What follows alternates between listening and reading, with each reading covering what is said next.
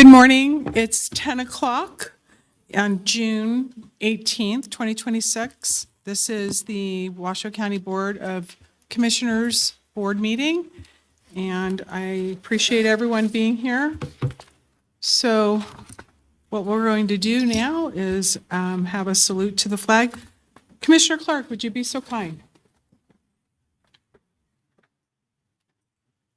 Please join me in the salute. I pledge allegiance to the flag of the United States of America and to the republic for which it stands, one nation, under God, indivisible, with liberty and justice for all. Thank you. We'll move now to roll call, please. Chair Andriola, Present. Vice Chair Garcia, Here. Commissioner Hill, Here. Commissioner Clark, Present. Commissioner Herman is appearing by phone. Are you there, Here. Commissioner? Thank you. Yes, I am. County Manager Kate Thomas, Chief Deputy District Attorney Mike Large, Present. and I'm Yvonne Strickland, Deputy Clerk. Madam Chair, you have a quorum. Thank you so much. What I'd like to do now is just take a quick moment to ask DA Large if he would share where we're at with any pertinent information to today's meeting. Easy for me to say, to today's meeting. Thank you, Chair. Michael Large, Washoe County District Attorney's Office, for the record. Last night, we became aware of a temporary restraining order and preliminary injunction motion that had been filed in the Second Judicial District Court seeking to compel this canvass to not occur. And we became aware of it last evening. As I stated, my staff worked to get a response on file. We were preparing that this morning. However, at 8:30 this morning, the court issued an order denying the petition for temporary restraining order, finding that there was no grounds and that the petitioner had failed to state with sufficient clarity or detail to permit the court to comprehend the basis of his claim. And so there is nothing stopping this canvass from proceeding.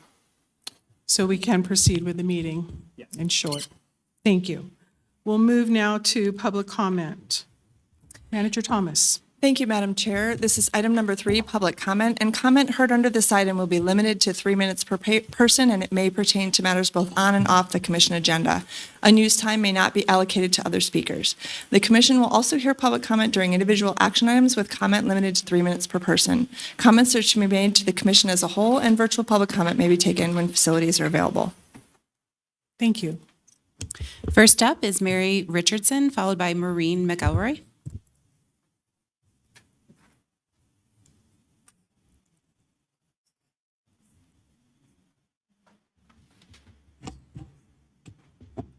Good morning. My name is Mary Richardson, for the record. Today I speak in support of your enthusiastic and joyful vote to accept the canvass of the vote. While it is your job and your duty to vote yes, I encourage you to do so enthusiastically and joyfully. And I'll tell you why. This election, voters marked a paper ballot and then cast it by scanning it into the ballot scanner. There was a great deal of comment on the new system. Poll workers found it an easy system to monitor. Voters I spoke with were surprised about their positive response to the experience of actually having a paper ballot and being the one responsible for scanning it into the machine. Trained observers commented on the professionalism of the poll workers. First-timers were impressed with how smooth the voting process went. I heard the phrase, well-oiled machine, more than once. Observers also commented on the way the managers addressed problems quickly, efficiently, and effectively. They got on the phone, got instructions on how to solve the problem, and solved it. Even when there was a little chaos, because chaos does happen, it was quickly and efficiently resolved. In the care of the ballots themselves, every live ballot is either under lock and seal or under bipartisan security at all times, from the time it becomes a live ballot to the very end of its existence. And finally, the people I worked with are some of the most dedicated and conscientious people I know. They work every day to protect your vote. And the energy on election night as the results came in to the Registrar of Voters Well, it gives me goosebumps even now, just thinking about it. These people take their job as protectors of the integrity of your vote seriously, very seriously. That's why I can add one more aspect to your yes vote, and that's integrity. Yes, you can cast your vote on their report with enthusiasm, joy, and integrity. Thank you. Thank you. Maureen McElroy, followed by Tammy Holt-Still.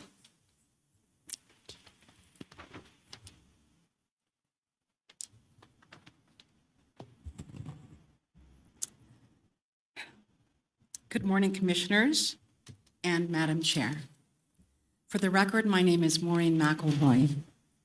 I know there's a lot of worry and trepidation these days regarding voting processes. Concerns have been voiced all the way from registering to vote to the final counting and securing of the ballots. I would like to take a moment to say a few words about what I've seen done about this.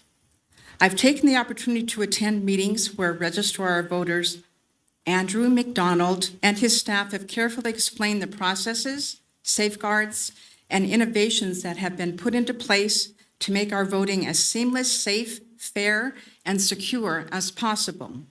The ROV website has been updated and contains a host of information to educate and enlighten voters, such as a link to track one's ballot, information about updates to ADA accessible voting, including the new curbside voting for people with mobility issues, information about how to use the new voting machines, which allow the voter to print their own ballot, a paper copy, in which they can verify their choices in black and white, and then scan into a secure box. The new website has a results dashboard that allows voters to see up-to-date voting results, election data, turnout numbers, and archived election results. All of this was done to inform voters and help allay worries they might have about the process and their vote. I know you, commissioners, are already aware of all the work that has been done to make our voting processes as safe, verifiable, and transparent as possible. But I feel compelled to state these things out loud, as there are still many who doubt our election integrity. Our voting processes are solid. So thank you, Registrar of Voters Andrew McDonald. Thank you to his entire team for the work they've done and continue to do to have safe, fair, legal elections. And thank you for this moment to comment. I appreciate it. Tammy Holt-Still, followed by Nicholas St. John.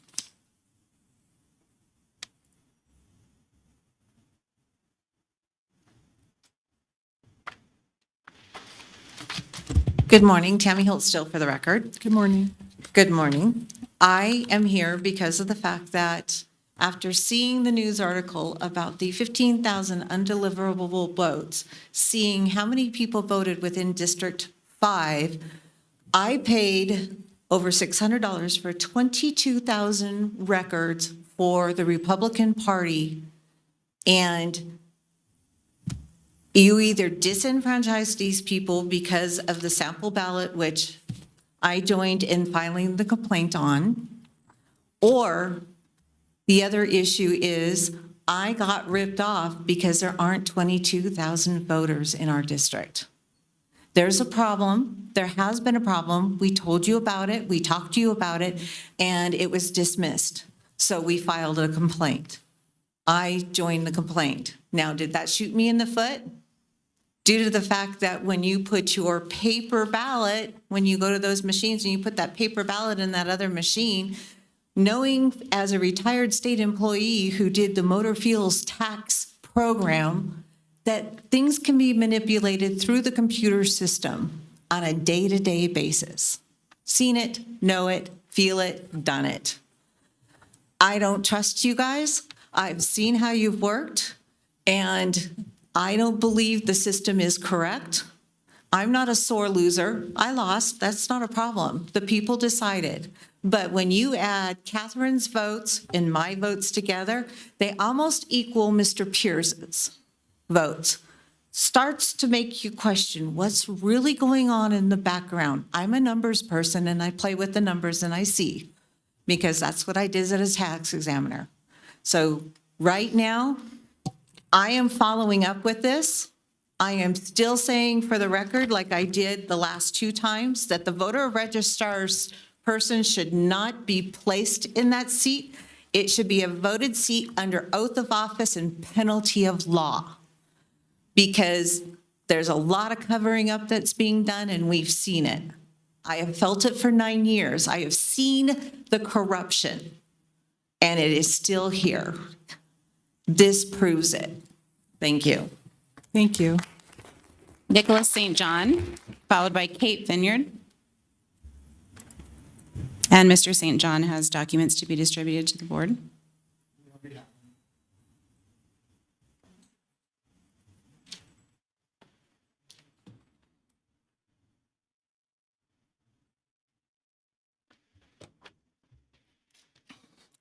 For the record, Nicholas St. John.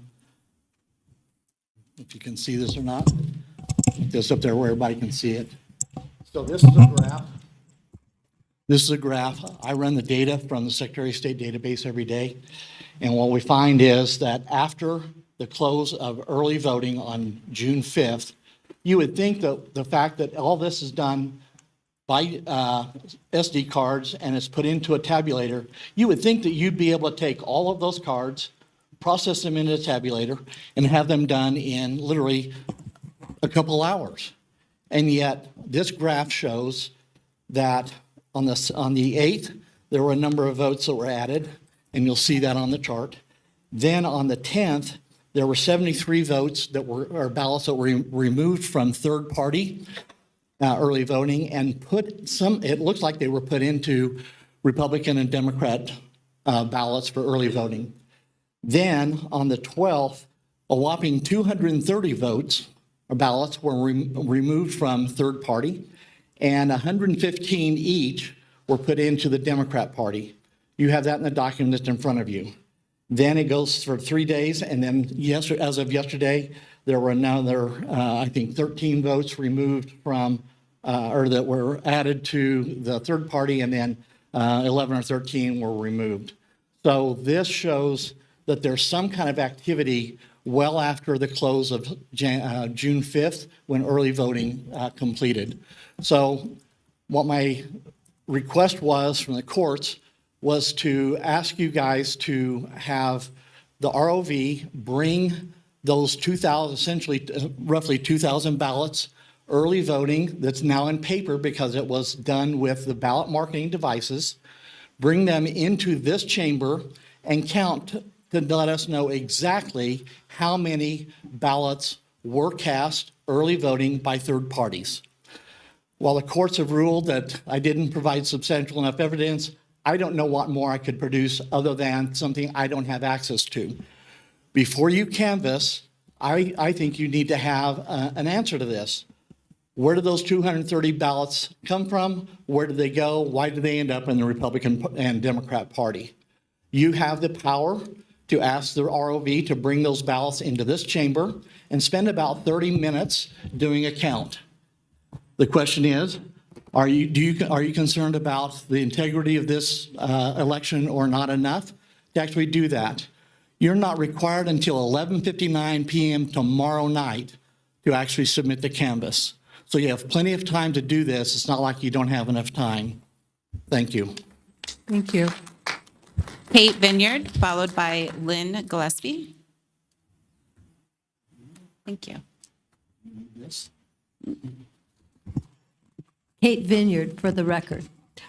I didn't work in the polls, but I wanted to know what was going on. And so I had 2 tools at my disposal. I had the Nevada Secretary of State, and I had the Washoe Register of Voters. The information I was getting out of that was extremely unreliable and out of date. Even last night, it says 49.9% of the ballots were processed. It says that the remaining number of ballots are 63,998. And so I have questions about the reliability of the data that's put forth for all of the voters who are not involved specifically in a poll, watching this information. And I want to know, where are those ballots? And I also am interested to know more about the curing process, because every day I would look and see what was going on, and the numbers didn't change, the numbers didn't change, the numbers didn't change. And all of a sudden, they really changed. What happened? So there's just too many questions for a person who's outside of the registrar's office to know what really happened in this. And so I'm hoping that you guys could help answer why this information was so flawed. If you guys have everything already done, how come it says there's 63,000 votes still outstanding? It's just my question. Thank you. Lynn Gillespie, followed by Oscar Williams.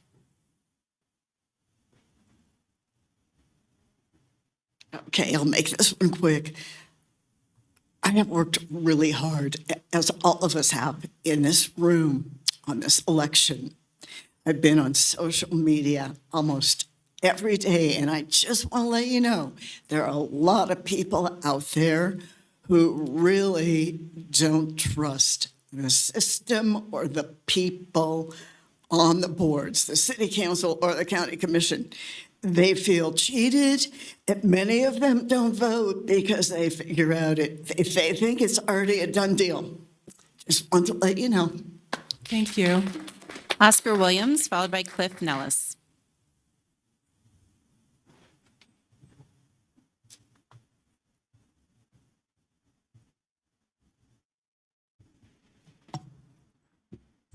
Good morning, thank you. I'm moving a little slow, as you saw. I noticed there's a number of races that are kind of close. Mayor and District 40, I think it is, Rybar's race, some others. And we're still waiting for the official final results, so it's kind of exciting.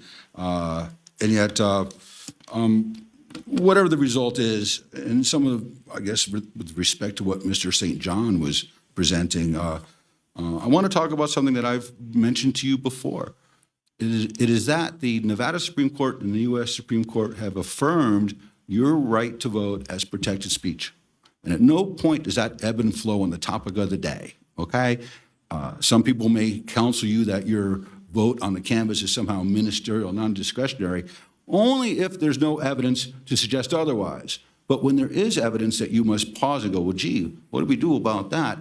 If you ignore it, you're neglected of duty. You have to be the front line of us with the rest of our voters and investigate issues. It may be system-wide, it may be individual races, maybe components of the system. That's up for you to determine. And in that regard, I encourage you to vote your conscience. There's nothing stopping you. And don't let anybody tell you otherwise, okay? Another part of that, let me indulge that just for a second. You can approve, delay, or deny, right?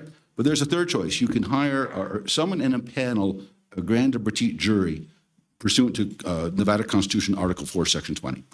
So I recommend a petite jury, smaller, faster, give them some money, give them a place to meet, give them some security, and give them a mission and the evidence and say, solve this, fix this so that the public knows that the election was true and accurate, and then you can certify the true vote cast is your warrant. By the way, I was so impressed in the agenda that you added that language regarding NRS 293387. What is noting the discovery of the error, right? What does that mean? And how would you know if there's an error if you're not being told by the register of voters because you're not investigating, you're not an investigative body. That's why you need someone in a panel, a grand or petite jury. Please consider it as option number 3 or 4 of your choices. Thank you. Have a great day. Thank you. Cliff Nellis, followed by Penny Brock. Cliff Nellis, for the record, in 2024, I was very active in trying to discover all the voter fraud. And as I said before, back then, congratulations on your Democrat-run operation of total fraud. You guys know it. There's no way to see, there's no transparency, there's no way to see what goes on in the machine. And there's one way to find out, just like I said in 2024. And I kind of like these new scanned ballots. It's a lot easier to read than these tapes. It's an improvement. But you haven't hand counted them. When I use the machine, and then the guy says, "Oh, don't worry," because I asked him, I said, how do I know that's recording what I put in there? It's just a machine. Oh, it's audited.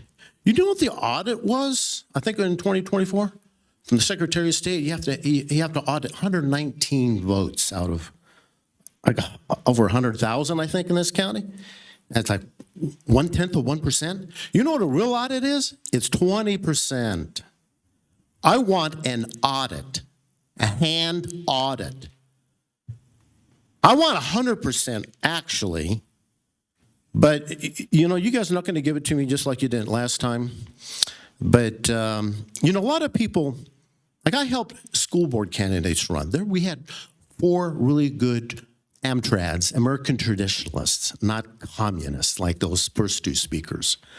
That's proof it's a fraudulent system already. Did you hear those crafted speeches? Did you hear that? Oh, congratulations, you did everything perfectly. I'm proud of you. Blah, blah, blah. I'm just like, wow. Yeah, proof. That's proof right there, okay? So these candidates spent all the money running for office. And look at this, who ran for school board. We have in Colleen Westlake, that backstabbing traitor, and no one ran against her. Why? Because it's a waste of time and money, because we know the outcome, especially on the school board in the primary, because they want our children. And I want our children back from these perverts. And the perverts on the library board, too. But, okay, I'm venting a little bit. I kind of would like you guys to do a hand audit. And what Mr. St. John suggested was excellent, and Mr. Williams said, we don't have confidence in this at all. And I'm going to be spreading the word to the people. A lot of people are just ignorant and don't care. And like the other speaker said, they don't, you know, they know it's rigged, so they're not going to even participate. Is that the way you run a country? Is that going to be successful? Ask yourself that. Thank you. Penny Brock, followed by Roblyn Williams.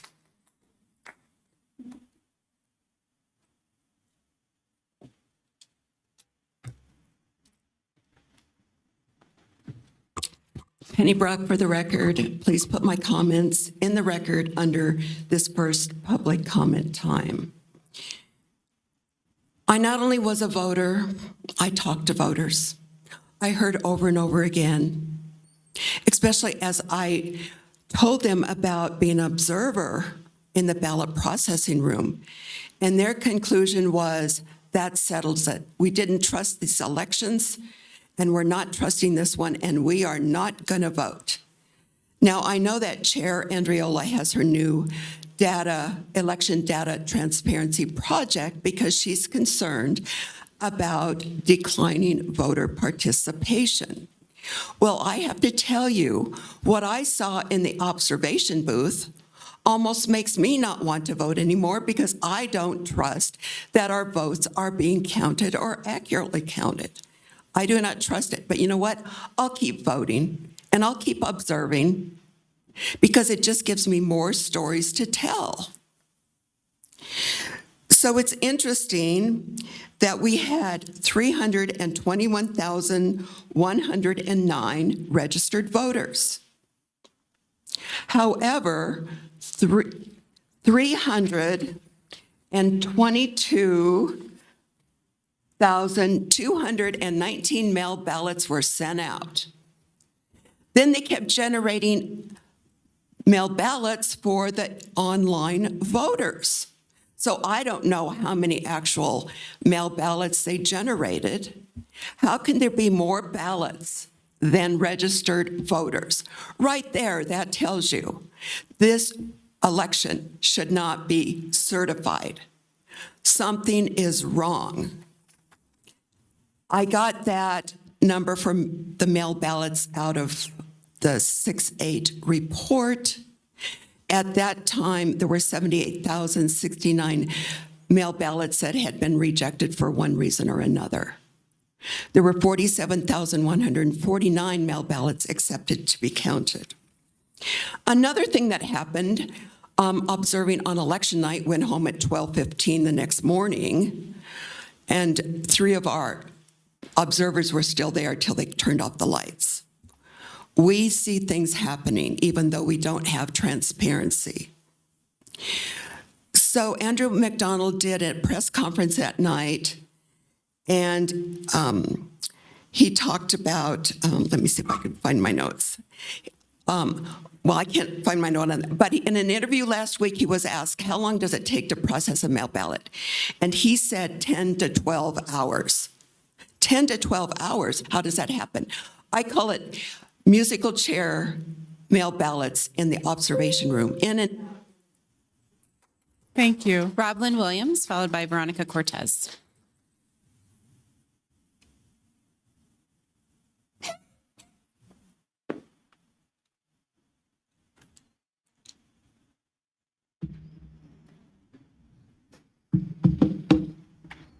My name's Robbie Williams. I observed close to probably 40 hours in the observation room. The people that are speaking out about knowing how wonderful the vote went was never seen. Neither was any NGO or non-government that you hired. Never came to observe. I had many questions concerning my issues that had to do with computers that go home, go in and out, and then come in and get plugged in to what should be sterile election equipment. I have a big problem with that. So did other counties.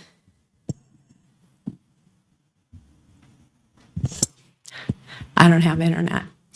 So what I saw from an investigation and a Senate hearing with the registrar of voter in Maricopa County, he was forced to admit that those laptops in Maricopa County that went home with their staff and back in had the ability to go in at least to signature verification at home.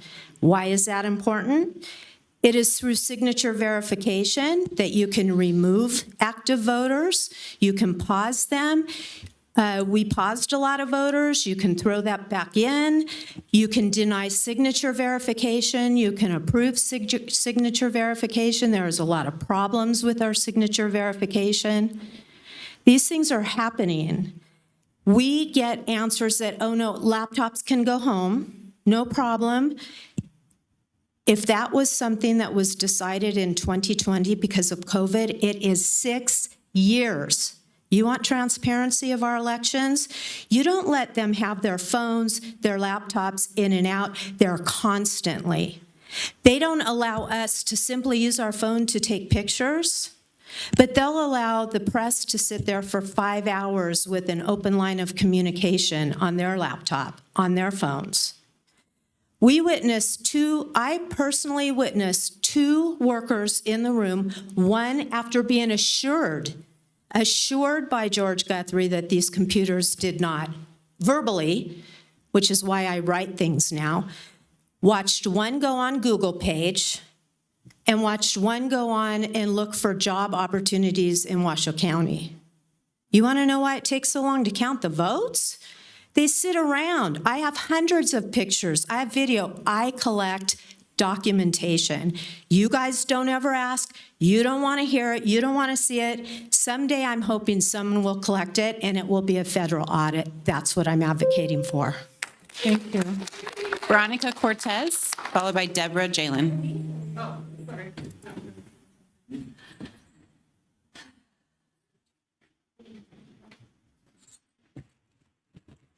Good morning, everybody. Veronica Cortez for the record, everybody's favorite lunch lady. Yeah, lots of good stuff happening. I was here at the last meeting.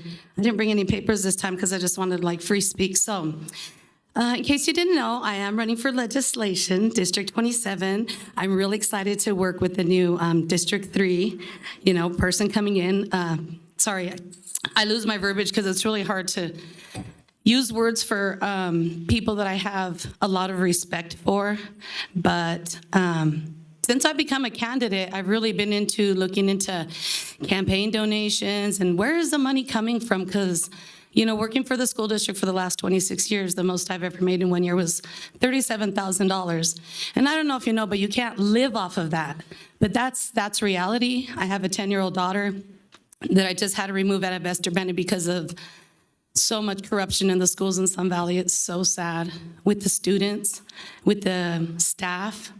I wanted to work closer to my business because unfortunately I can't live off of a lunch lady's salary. So, you know, I opened my pizza place, I got my notary license, and just kind of focused on Sun Valley to make things better. But as I try to make things better, I find there's a lot of resistance from board members. There's a lot of hiding things, a lot of things that I was not expecting to see from my leaders. And I just want you to know that a lot of people have lost faith, but I know you maybe deep down inside are godly people. Andriola and I go to the same church. I play the flute.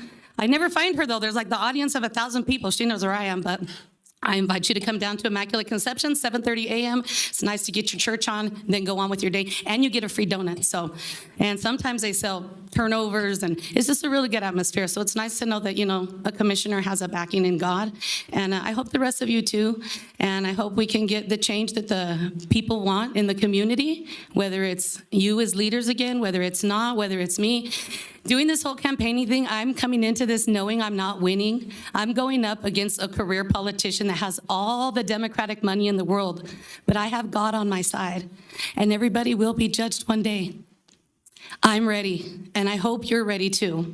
Kate, Mariluz, Clara, Alexis, and Mike, I bless you on your journey. Thank you for your time. And I also want to advocate for Sun Valley. Remember, it's a super dangerous place, and we're working for Sun Valley to get it better. And I hope the next person that comes in, whether it's the same one or the next one, we can really work together as a community, but regardless of our party lines, we're a community. We need to stick together. I have a campaign kickoff party, which is going to be at Alfredo's Cafe on June 27th from 10 to 2. If you want to come by, we're going to have the Sun Valley history presentation. Hope to see you there. Have a great day.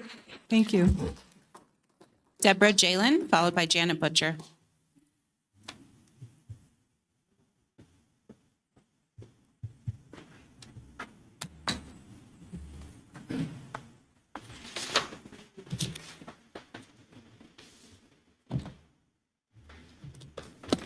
Good morning. This is Debbie Jalen, and I was the recording the other day. There must have been a glitch in your system because I wasn't recorded the whole thing, so I'm going to start over. I'm going to try to go as fast as I can. Okay, these are my takeaways as an observer of this election. I've observed a couple of elections, but these are my takeaways. On election night, there were no high chairs in the lobby to view the tabulation room. The chairs aren't high enough in there that you can see into the tabulation room. We asked for them. We were denied that initially. Same night, we asked for the lights to be turned on there. Twice, staff said no. We finally contacted Ryan Gustafson, which he did come through and provided that both the higher chairs so we could see into the tabulation room, and also the lights were turned on. However, they weren't on many other times when they were in the tabulation room. That evening, we were informed by George Guthrie at 7:25 that the intake would be taken out to take place out in the parking area that's 50 to 60 feet away. There's no possible way you could even observe that. So we were told before it was always 8 to 10 feet away. You could see it was fine, and if there was something, we could be able to point that out. There were only allowed two. Is the screen on? Oh.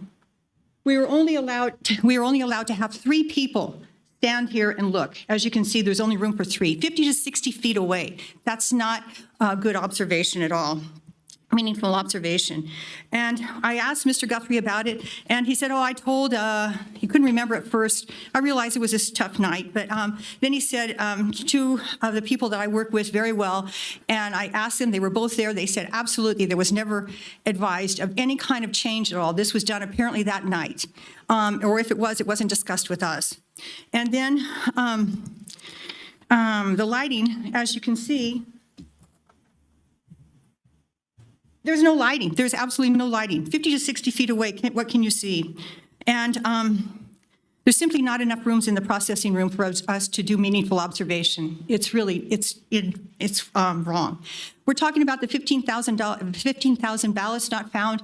Well, what about the 150 that we found in just our one precinct that we covered, where Mike Clark was part of that, who lived in that precinct, we could vote. He was in that our commissioner. Anyway, did those ballots go out? We don't know. Those records came from this office. So it's not, I hope you don't certify this election. It's not fair. I've got 19 seconds. Outside of this room, there are 3 inlays in the flooring as you enter. Integrity, effective communication, and quality public service, none of which has been followed by this register of voters. Thank you for your time. Thank you. Janet Butcher, followed by George Eddie Lorton.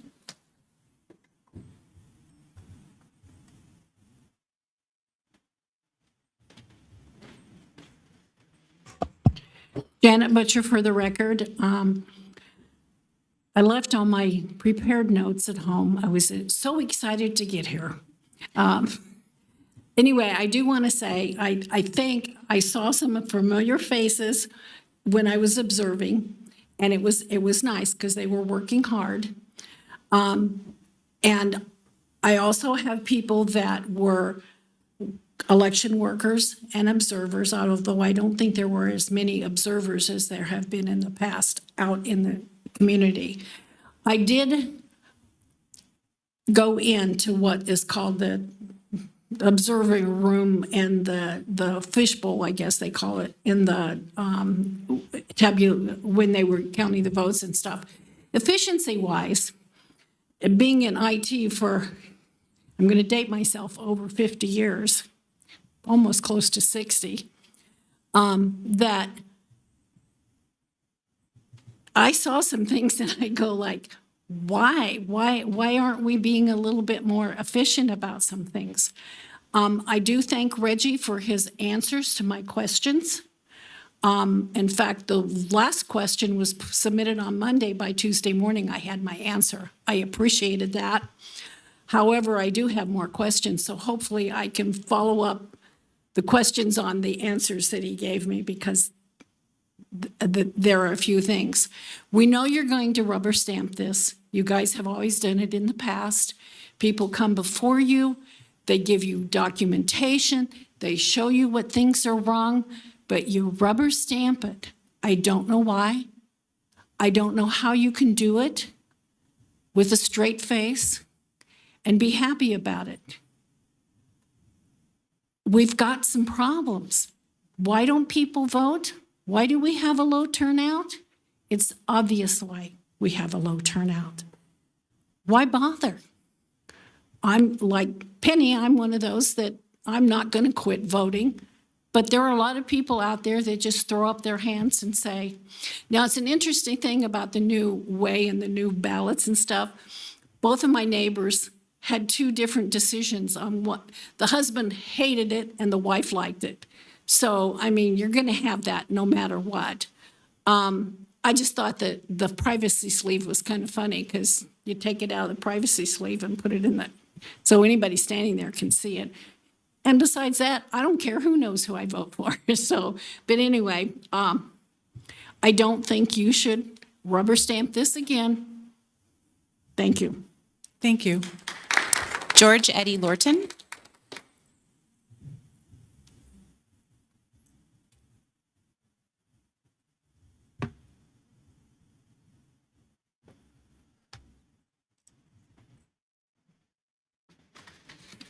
For the record, my name is George Eddie Lorton, running for Reno mayor. I ended up, there's a few things that occurred. Who'd ever expect that the governor in the pocket of developers and special interest groups would endorse someone in my little race? And we're only 380 votes out, too. So that's a terrible part about the good old boys. They want uncontrollable development, which I hope you look for in the future, in data centers. They don't care about our resources or infrastructure or anything, where I cared about the people. We put a lot of work into this. Running's hard, which all of you know. So I would like to mention a couple things that occurred in my race alone, because that's one I was interested in, and there were inconsistencies. At first, they took forever to finally give the first tally on my race. And then they did a whole bunch of drops after that, and I was 600 votes out at the time. They did a whole bunch of drops after that, and my race was not, brought up to speed. So they weren't, every time they did a drop, they didn't bring it up to date. So then my attorney called, then all of a sudden after that, we'd gained like 200 votes, and then from that point on, they would update it. They were supposed to send us reports, and halfway through, they kind of stopped that. And then finally, we got the full reports at the end. But the inconsistencies where I'm a forensics auditor and a business analyst, but what do I know? But all of a sudden, when you have 600 and some drops, 2 of them in a row, there's 1 vote difference between 2 of you and 600 ballots. That's mathematically impossible. So a lot of these things happen quite a few times. Then at the end, we had a drop the other night where I gained another 20 votes, so I'm 380 votes out. Votes mean something. Then I find out 1,000 votes don't get procured, so they're not going to use those votes. 1,000 votes means a lot in my race, and it could go either way. So I'm not a sore loser. It could help the other side too. But there's 1,000 votes that aren't used, which isn't right. And then all of a sudden, I've been informed that 15,000 votes was returned to sender. So we don't have clean voter rolls. So we get 15,000 votes back undeliverable, and I need a few hundred votes. That's unacceptable. And they're happy and jumping through hoops because last time it was 42,000 votes. So I think you really need to take a look at the system. They should end up stopping mail-in voting a week before the final vote, and then we don't have this. We're an embarrassment to the nation, kind of, to where we're the very last ones to report on these national elections here because they keep counting and counting election week and a half. And they should, if they stop the mail-ins, it doesn't stop anyone from doing that, and then they'd have time to count and procure, which would help our system. Whichever system that may be, you have to be within the rules of the system. But now I want to point out Fallon and Churchill County just ended up doing a special election over a couple hundred votes that weren't delivered.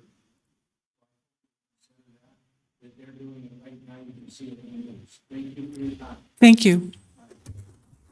We have nobody else signed in. Thank you. We'll go ahead and close public comment at this time. We'll now move to commissioners and county manager announcements, reports, and updates. Manager Thomas. Thank you. This includes board and commission updates, requests for future topics for future agendas. I just wanted to take a moment, if I might, to recognize the extraordinary work by the 18 staff that serve in the Registrar of Voters office.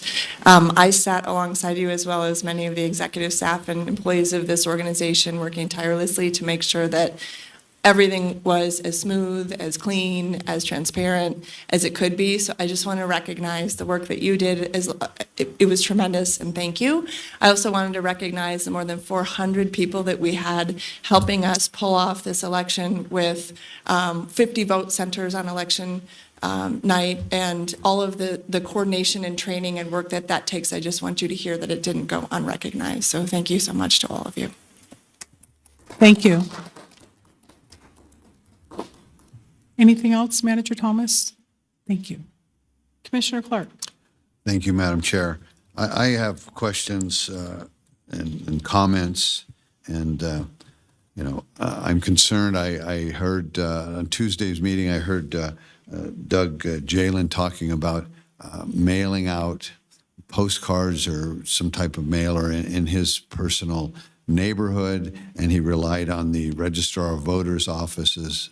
He probably bought this information or got it from the Registrar of Voters somehow or another.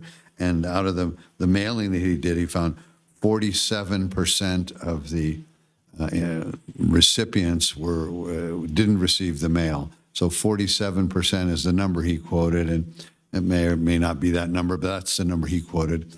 So that made me think a little bit. So I reached out to Mr. Gustafson yesterday about our ballots here at the county.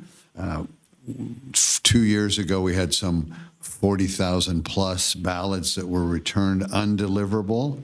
In this particular election, we had over 15,000. I don't remember the exact number. I was driving when he told me that, and I didn't write it down, so maybe he'll share that with us if he gets an opportunity. Over 15,000 ballots that were undeliverable.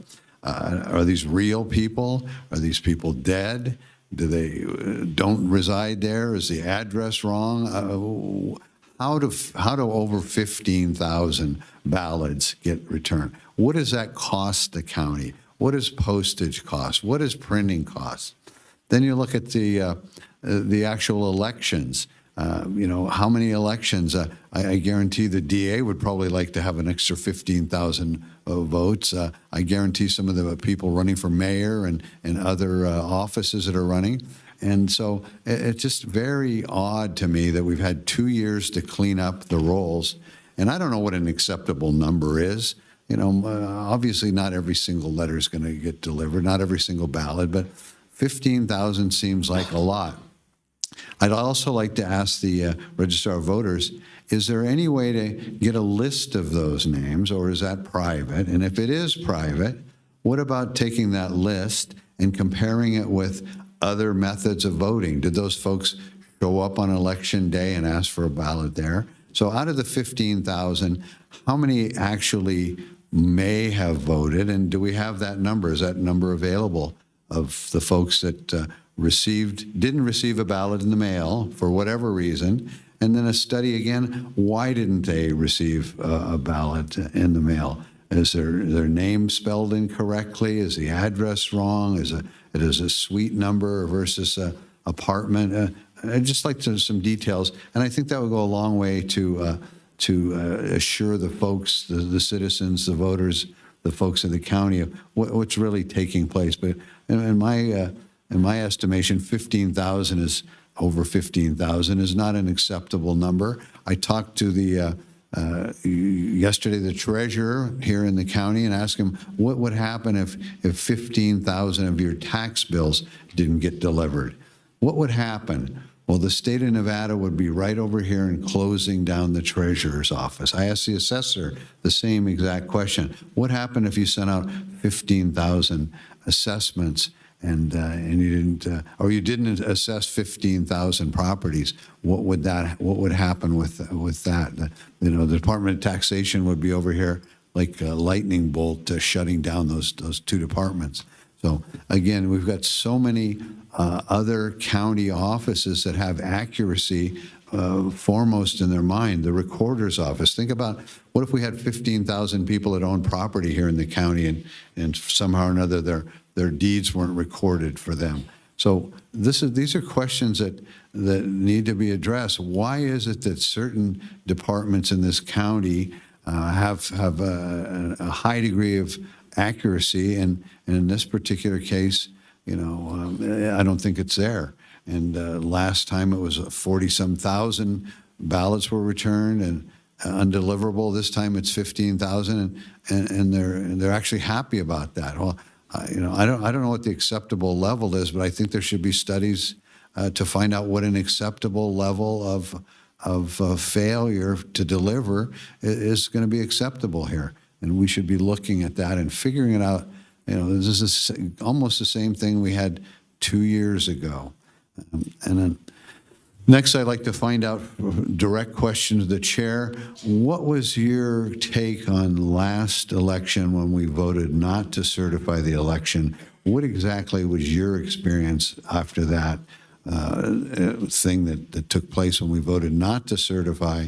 And the next day or the same day, whenever it might have been, you decided to reconsider. So walk us through that so I'll have a better understanding of what the commissioner's role is. I remember we had Nate Edwards was our DA at the time, and he said we should vote our conscience, and we did. And the next thing I know, the Attorney General of the state of Nevada wants to sue us for voting our conscience. So maybe we can get Mr. Large to give us some comments. And I'd like the chair to answer the question that I had of what was her experience last time when we voted not to certify, and then how her mind changed the next day. Thank you. Commissioner Hill.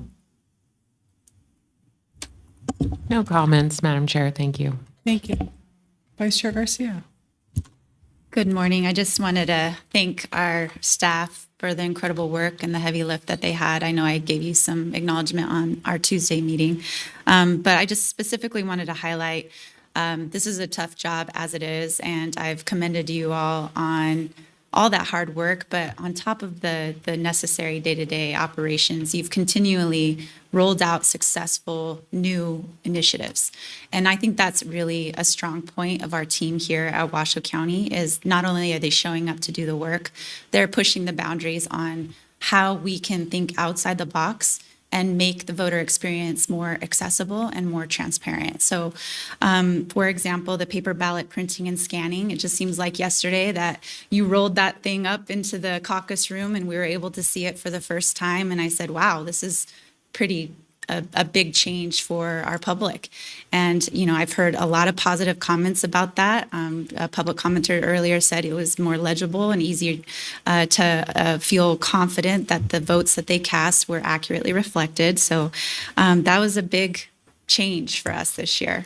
The 40 plus ADA curbside voting locations, that's something that I was very pleased about and something that we all promoted with our constituents. And just knowing that people could have that peace of mind that they could do and participate in this process with ease and access, that goes a long way for our constituents.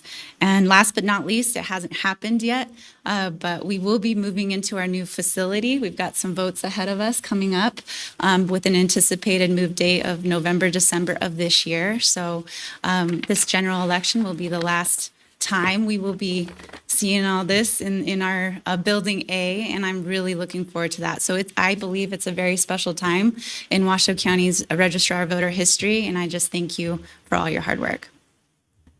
Thank you. I too want to not only thank the staff, but the leadership and quite frankly, all of the volunteers.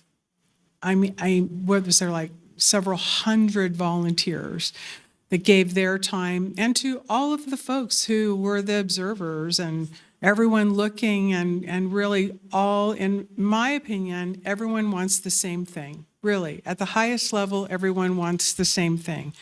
And I think that we are getting there. And I do think that it's a very special, place for all of us. Casting a vote is what makes us Americans, and we need to be obviously assured that every vote counts. So that is the highest level that we all are. And so I am going to ask, if we could, while we're talking, would you be so kind? I think we've been kind, and I really, truly believe in being respectful and having dignity, and I'm going to ask that we do that. So thank you for letting me finish. Thank you. I do appreciate also the fact that there's always going to be work that needs to be done. Always. There's legislative things that need to happen. There's a recent report that just literally came out about some things that can be considered by the legislature for mail-in ballots being opt-in. You know, there's various things that happen. And our democracy actually, and the founding fathers who put it together, really created, in my opinion, built-in tension.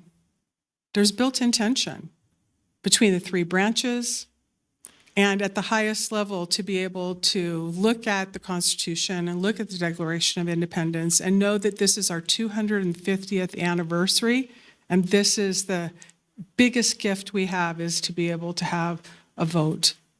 And all the years that I voted, and many of you have voted, those that are never voted and will be soon voting, depending on their age, what a great gift that the founding fathers gave us. But the reality is that everything evolves, everything needs to be better. We'll see where the legislature takes things. We'll see where the leadership of the current governor actually takes us. But there are things that need to be done. And I commend the staff at the ROV for doing everything within their legal power to make everything as best it can. And so, having said that, I can't imagine the pressure that you all have been put under because you are given, in my opinion, the highest responsibility of making sure that you do everything correctly. And you're legally bound by that. So thank you for your tireless work. And thank you, Manager Thomas, for your leadership as well.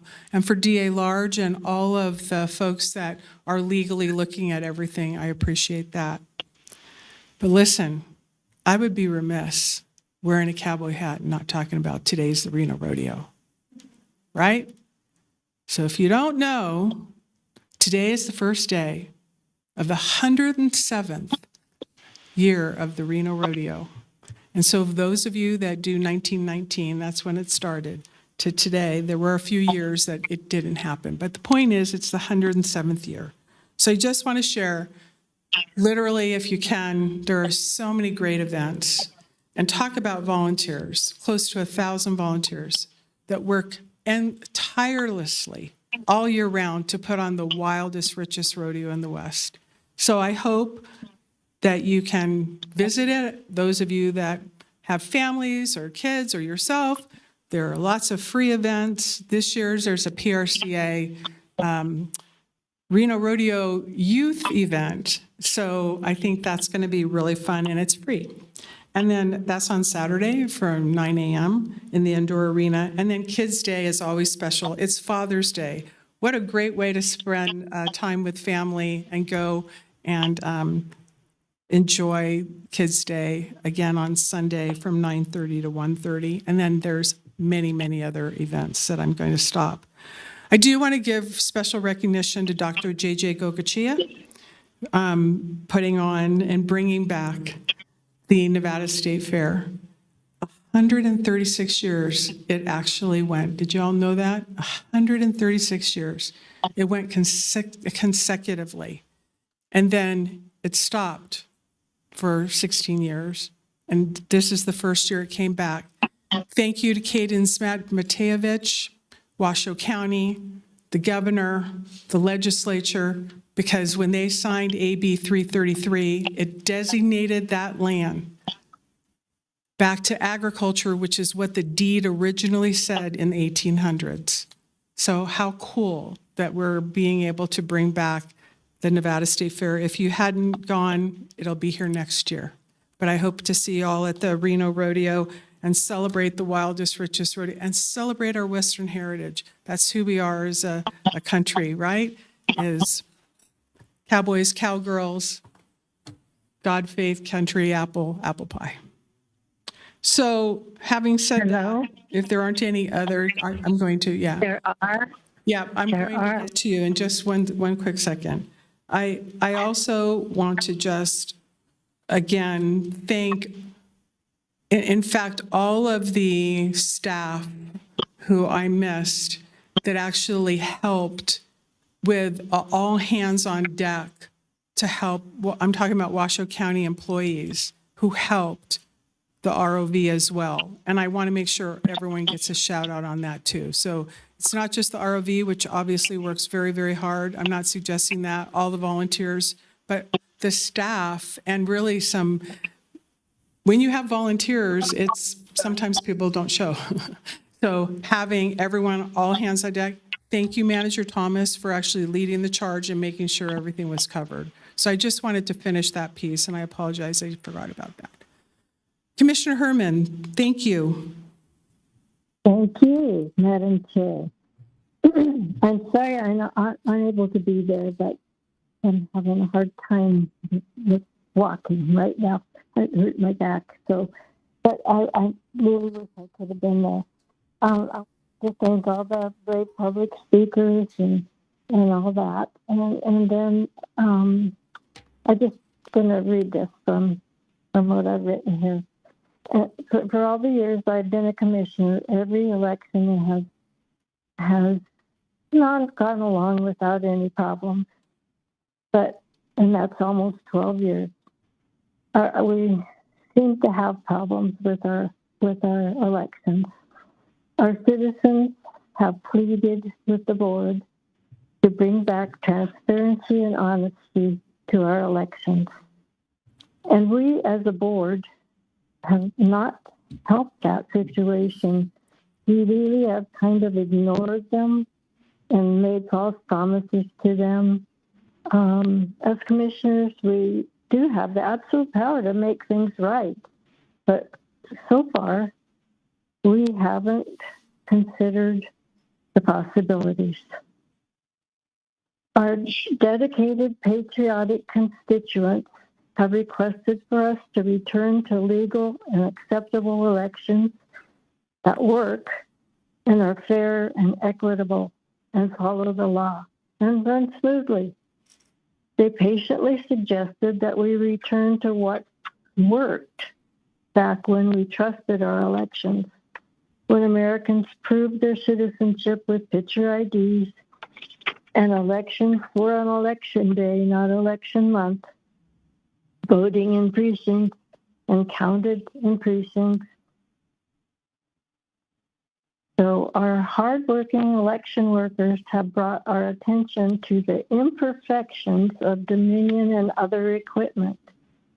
And we've answered them pretty defiantly by discontinuing the purchase of millions of dollars of equipment at taxpayers' expense that doesn't work.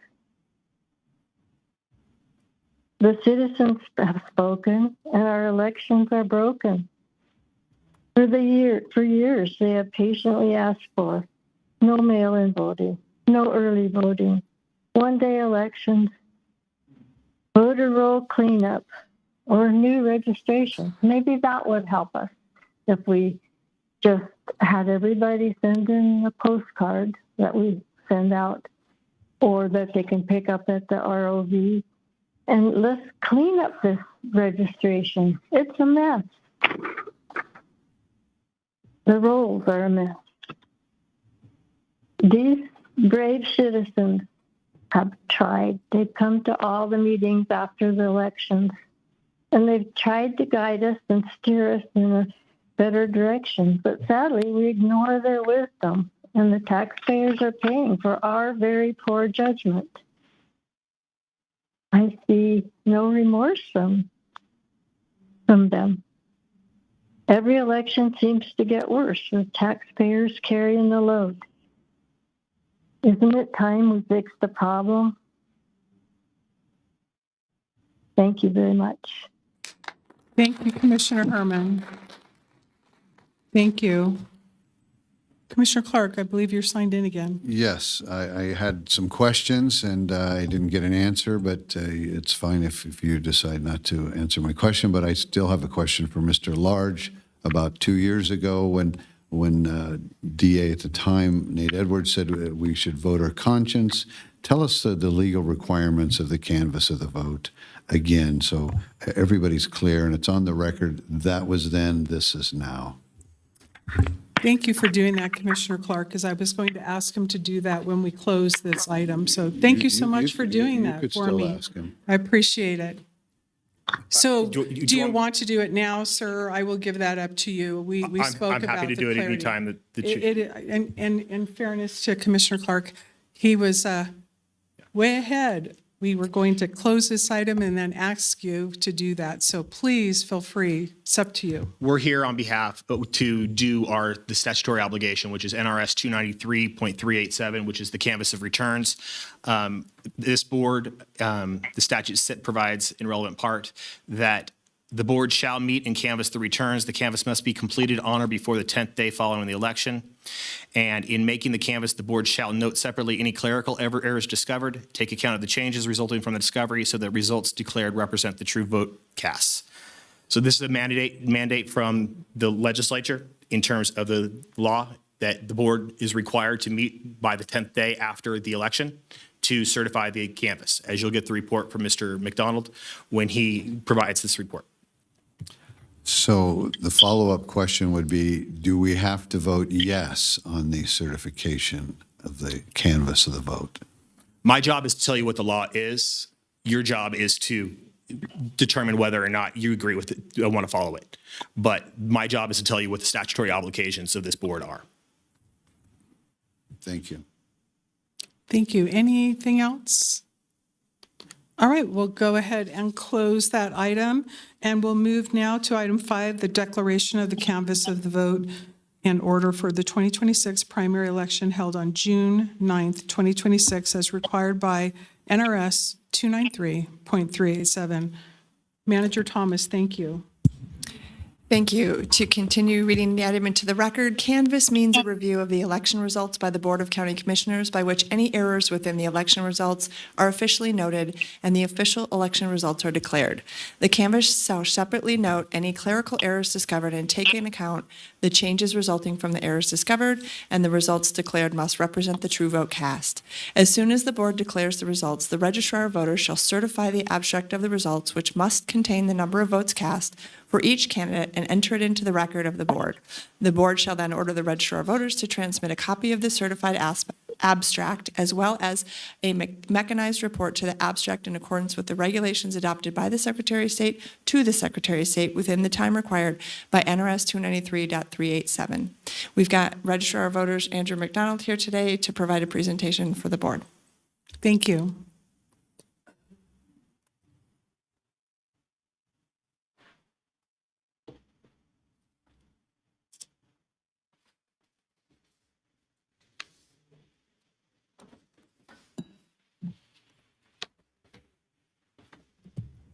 Welcome. Thank you. Good Do you morning. have coffee in there, I hope? Water today. Water today. Good morning, Chairwoman Andriola and Vice Chair Garcia and Commissioners, County Commissioners. I'm Andrew McDonald, the Washoe County Registrar of Voters for the record. Today we are here to canvass the vote for the 2026 June primary election. I have a small presentation I'd like to give prior to the certification, but before I begin, I'd like to give some thanks. First and foremost, I want to thank the voters who showed up in this election.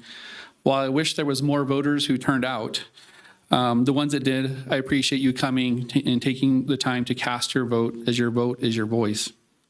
Second, I want to thank my hardworking, dedicated staff of 17. You are the glue that holds the election together.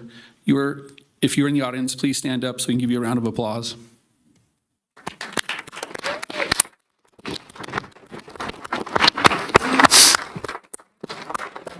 Thank you. Third, I want to thank the 189 county workers that signed up for 867 shifts, who put aside their daily work duties to come down and work several shifts during the day and evening shifts for the election. I recognize that wouldn't be possible unless I thank their direct line managers and department heads to allow that to happen. To the 435 election workers who worked the 2 weeks of early voting and election day, thank you. This election cannot happen without you. The in-person voting is almost 100% done by the public. They are effectively the face of ROV, and we rely heavily upon you to have a safe, secure, and transparent election. The Sheriff's Office, who escorted us daily to the post office from the USPS to ensure mail ballots were always protected during pickups, also providing security and coordination on election night. To the Secretary of State's office, thank you for your continued support. You actually are always there to pick up the phone if we have any questions about elections or election administration. To the Office of the County Manager and the executive team who came out periodically to assist during the election, thank you. Your support and trust in me to provide new and innovative ways of election administration is appreciated. To County Commissioners who have provided my office the ability to procure new voting equipment so all in-person voters could cast a tangible ballot, full-length ballot, and offer support in ways to ensure that we could fund poll workers and equipment and things that we needed to get through the election. Even Commissioner Andriola, Chairwoman, thank you for your ability to negotiate the Reno Sparks Convention Center lease for free. I appreciate that. Lastly, without vote center locations, we cannot have in-person voting. I want to thank the Washoe County School District for providing 27 schools, county libraries providing 6 locations, community centers, churches, and several private facilities that allow voting to happen at zero cost. Commissioner Hill, we are actively still working on creating a Patriot Reward for our vote center partners. We haven't forgotten about that. And with that, I'd like to get into the presentation of the canvas of the vote. So what's new and what's happened since the last time we were up here? Well, we have the first ever ADA curbside voting program in the state of Nevada. As mentioned earlier, it got reused 40 times. While that number seems low, it's the first time we rolled this program out, and I'm extremely excited about that. And I think in November and moving forward, it's just going to get larger and larger. It helps to know for voters that they don't have to travel through the path into the vote center. They're not going to fall. They're not going to hit a crack with their crutch. They're not going to be able to get into the vote center because they're in a wheelchair. They can vote in the comfort of their car as soon as we check them in and validate that they are a validly cast voter. Ballot marking devices, that's new. A full-length ballot, tangible ballot at each vote center. We had a super center at the Reno Sparks Convention Center. We actually came up with election worker lapel pin, which I'm wearing here, for rewards and recognitions to the staff that actually work the election or any of our community partners. We revamped the I voted sticker this time around, almost a 2.0, highlighting the lands of Washoe County, the Truckee River, pine trees, Mount Rose, an American flag, very patriotic. The new mail ballot envelope design showing red, white, and blue, again, for patriotism. It used to just be a pink strip, so everyone who got a mail ballot, you'll see that new design. We rolled out automatic signature verification for more efficiencies in the mail ballot processing room. Intake of the vote centers and supplies in the garage for parallel processing of operations, not only from mail ballot processing, but vote center intake, so we're able to do both at one time. Observers form. We actually asked observers to fill out a form for any questions so we could answer them publicly and everybody could go online and see all those questions and answers so that nobody could say that we didn't answer their question anymore. It's all out there. And speaking of public observation was available for 34 days straight. Over the course of this time, our office received nearly 90 submissions totaling 320 questions. One individual is responsible for 33% of those submissions, and 3 individuals are responsible for the rest of the 75% of the submissions. Turnout. The 2026 primary had roughly a 30.8% turnout. If you break that into 100%, 37% of that voted in person and 63% voted by mail. 321,409 registered voters. The early voting count was 18,781. Election day, 17,111. Total mail, 62,399. Provisional ballots validly cast, 535. The Democrat turnout was 39,606. Republican, 43,170. Nonpartisan minor party, 16,050 votes. The next slide shows the historical volume of voters based on turnout method, so in-person versus mail. And you can kind of see that there is a little trickle of up in mail. It's not extreme, but people are using mail balloting, and with mail balloting comes, unfortunately, some delays. Personally, my personal opinion is I love when people go vote in person because you do get to have that result come out on election night. But we follow the legislature and what they tell us, and what they tell us is mail ballots go out universally to all voters, right? So that's what we do. That's in the law. The next slide shows the turnout percentage. So in 2026, the election we just had, again, 30.8. The 2024 primary, was a presidential primary, is 25%. The PPP, 24%. The 2002 primary, 31%. The 2020 primary, 33%. It's all in line with what we just went through with this election and the turnout.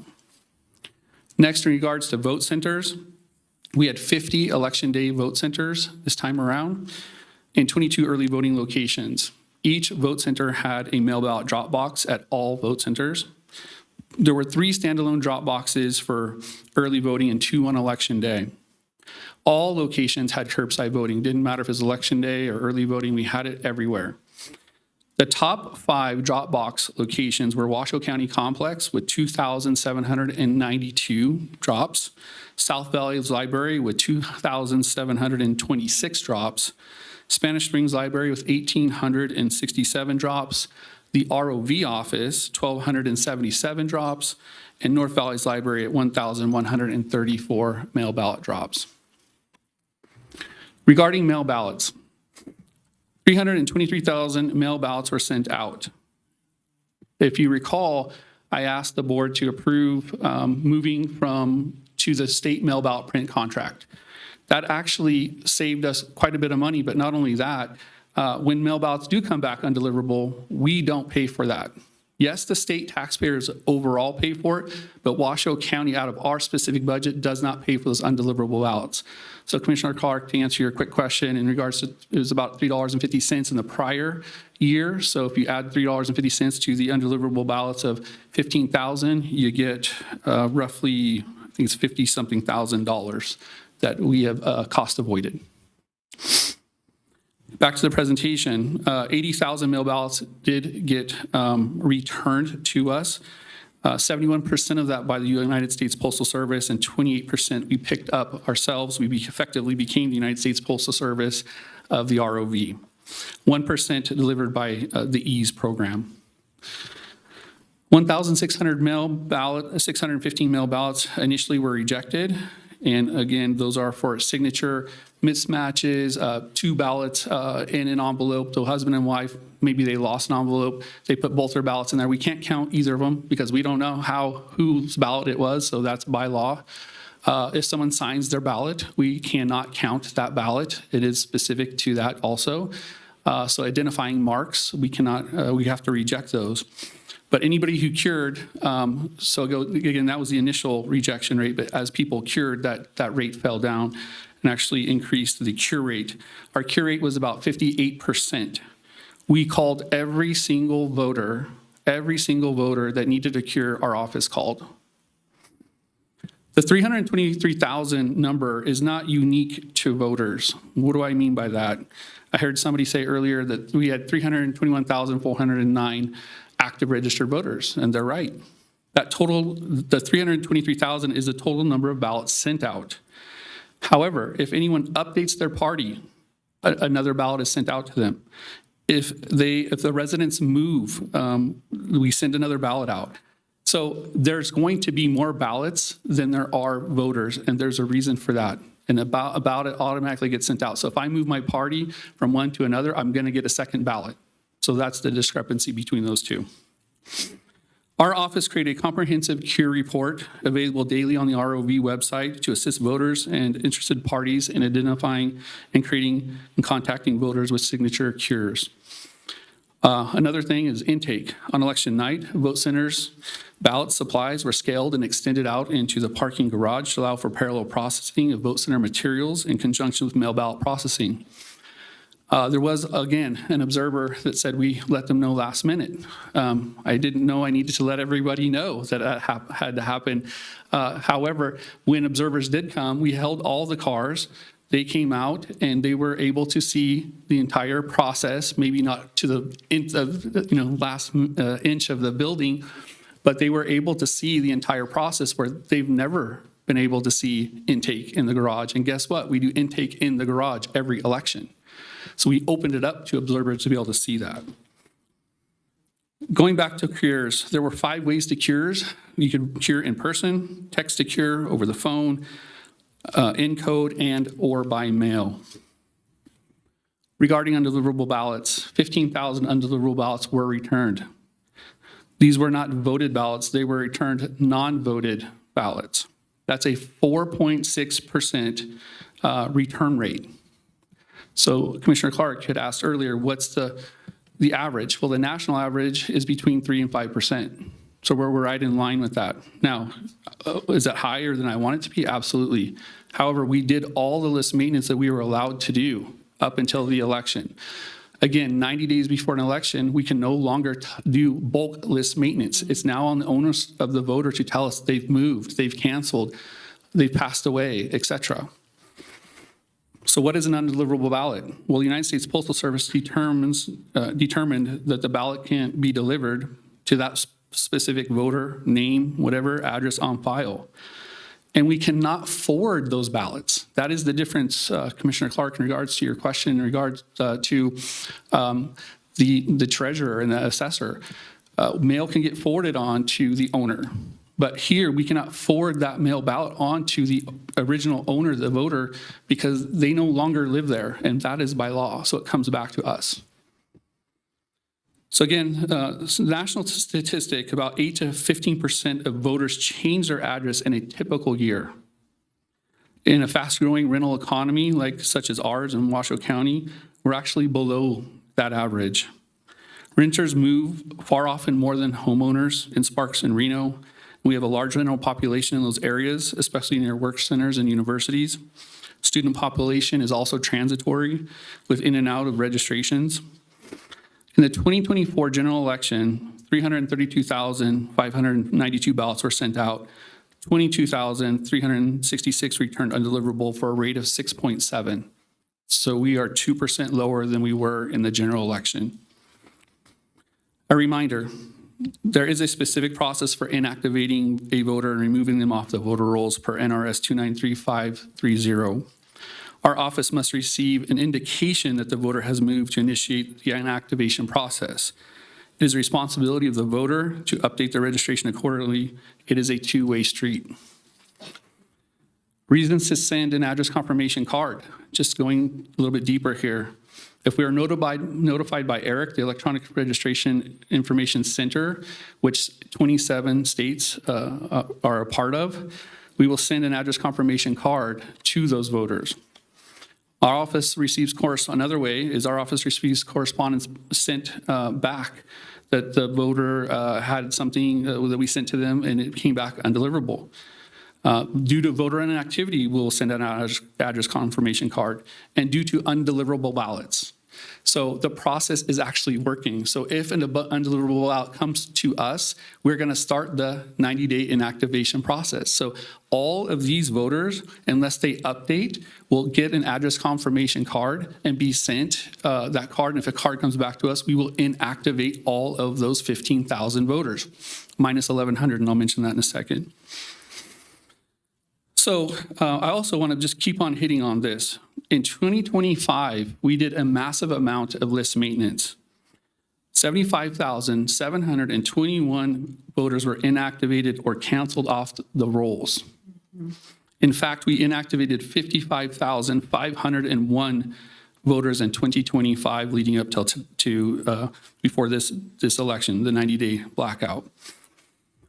We also canceled 25,012 voters, again, up until March 11th.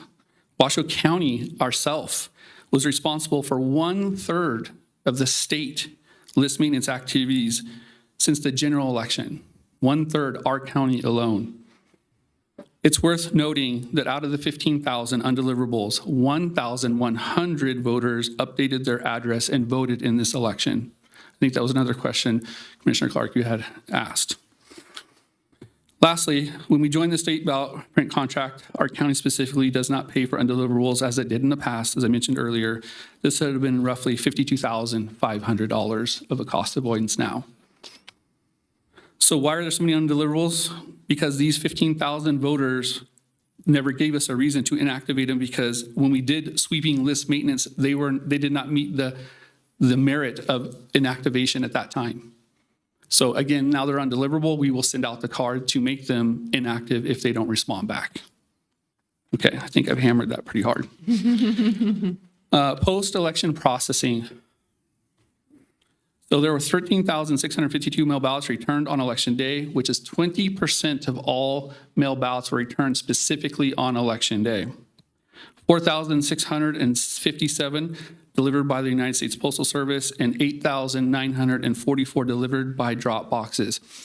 Every time I could, I would hammer home, please drop in our drop boxes, especially as it got closer into election day. Because of the RTO situation, the Regional Transportation Optimization at the post office, There are partners, but as it gets closer, I wouldn't trust dropping my ballot on election day at the post office. I want to drop it at the Register of Voters office or a drop box to ensure that it gets back. And I think that voters heard that message loud and clear. And this slide shows that. 808 ballots received after election day and accepted, postmarked by election day, and 1% of all accepted mail ballots. So 1,837 ballots received after election day and were rejected, with no postmark by election day or receiving the fourth day after. Let's see. Testing and audits. So we do testing and audits. Logic and Accuracy, we do pre-lat, we do 2 rounds of pre-lat, we do 1 round of post-lat. And we do that not only here, but at our new Longley warehouse where we did pre-lat and post-lat as of yesterday. Vote center equipment tested 2 weeks prior to election day to make sure that all equipment is functioning and working as it should. Central County place tabulation tested 2 weeks before and the day before election day. So we tested even the day before election day. The Central County place tabulation tested the day before election day. Central County place tabulation tested a final time after election day. And we certify that with 3 people, a Washoe County employee, Reno, City of Sparks, and City of Reno employee as part of the certification board. And in your packet, you will see those names and that they've signed off on those certifications. We also implemented ASP, or automatic signature verification, this last election. And that also makes, we have to have an audit. Well, they asked for 1% audit. We did 100% more, and we did a 2% audit. Maybe in the future, we even do more. But the fact is we did more than what's even being asked of us. Staff audited 374 automatic signature verifications. The signature verification program was very successful. Almost 20,000 signatures passed through. And remember, when I came here, I asked if you could approve a 72 confidence level, which is a very conservative level. Southern California, many counties go 45 confidence level, we're at 72. And those 19,432 signatures passed through without having eyes on glass. That means instead of having 2 people continue to look at 20,000, we would have finished even later if we had to have this bottleneck. So it actually, the money worked and it paid off for us. Upcoming audit, so there's a risk limiting audit after we certify the election. It's a post-election tabulation audit, a random sample of ballots to confirm originally reported outcome is correct. So there's that. I would like to just get into the discrepancies of the election. We did have some errors. Elections, as much as people want it to be scientific, 100% bulletproof and perfect, we are human. There are a few things that happen, right? We train people for 6 hours and expect them to go off into the world and say, here you go, good luck, right? But we're available. We have a hotline, so we have 8 people waiting on the phone to assist managers and assistant managers who call in and say, I have an issue with this voter. I have an issue with this equipment. I have, what can I do to help, something's down, et cetera. So all that being said, I'm going to spend some time reading, and I apologize I'm reading this, but I want it to be heard into the public too. So discrepancies for early voting, in-person voting. There were 3 locations that began early voting with training mode on a few poll pads. What does that mean? Those are the check-in stations at the vote centers. And unfortunately, we're still in training mode when we did pre-lat. They were left in training mode. This caused 17 check-ins to be done under a training mode, not election mode. This created fewer check-ins than ballots cast at the following locations: Sun Valley Neighborhood Center, South Valley's Library, and Spanish Springs, for a total of 17. Exiting training mode resets the database. Therefore, those 17 voters were able to vote and were not disenfranchised, but unfortunately, they did not receive voter credit in their registration record for showing up. Again, these 17 people were able to vote. Just make it very loud and clear, but I'm noting the discrepancy that there were check-ins to total ballot scanned were not exact, okay? Furthermore, poll pad 124 assigned to Washoe County Complex was pulled out of service because it did not sync with our voter registration election management system, VREMS. This caused a temporary disruption of voter credit assignment for 63 voters between May 28th and June 1st. We corrected this issue by pulling the logs from the poll pad and manually assigning voter credit to these 63 voters. So was it an issue? Yes, we found it, we corrected it, and we manually updated so those voters would have voter credit. There was also a deviation of the Reno public market where a voter pulled their ballot out of the printer before it fully printed because it's duplexing both sides, causing a paper jam in the printer. The voter cast their partial ballot and left. When the printer jam was cleared, the printer automatically printed a second ballot. That's just the way it works. Thinking that a voter would left without casting their ballot, the election board member then found that ballot sitting on that printer and went and cast it on behalf of the voter. This occurred twice at early voting before we were able to intervene. Mr. McDowell, give us one moment, please. Yep. We've lost Commissioner Harmon. We want to be sure she's here. Thank you. Commissioner Herman, can you hear us? I can hear you. Thank you. Thank you.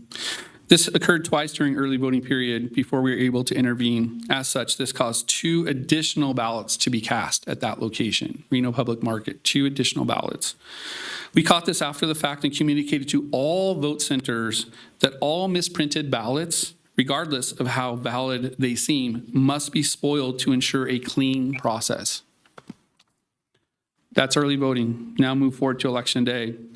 There were fled voters on Election Day, meaning a voter was checked in to vote, but left prior to casting their ballot. This occurred 4 times at the following locations: Grace Warner Elementary, Merce Hertz Middle School, Sparks Library, and Spanish Springs High School. So 4 times that happened. At Spanish Springs High School, we had an issue where every voter was incorrectly checked in with accessibility mode. So accessibility mode is a different type of mode for folks who need those features, where maybe you're blind, you need to have a headset on to listen in and cast your vote through the tactile interface. This caused some voter confusion. So as we're checking folks in, the board there, they can either select a normal mode or accessibility mode, and they just kept on hitting accessibility mode. So unless you tap the screen twice, it's not going to give a vote for somebody, right? So it led to voter confusion and 1 voter leaving without voting at that location.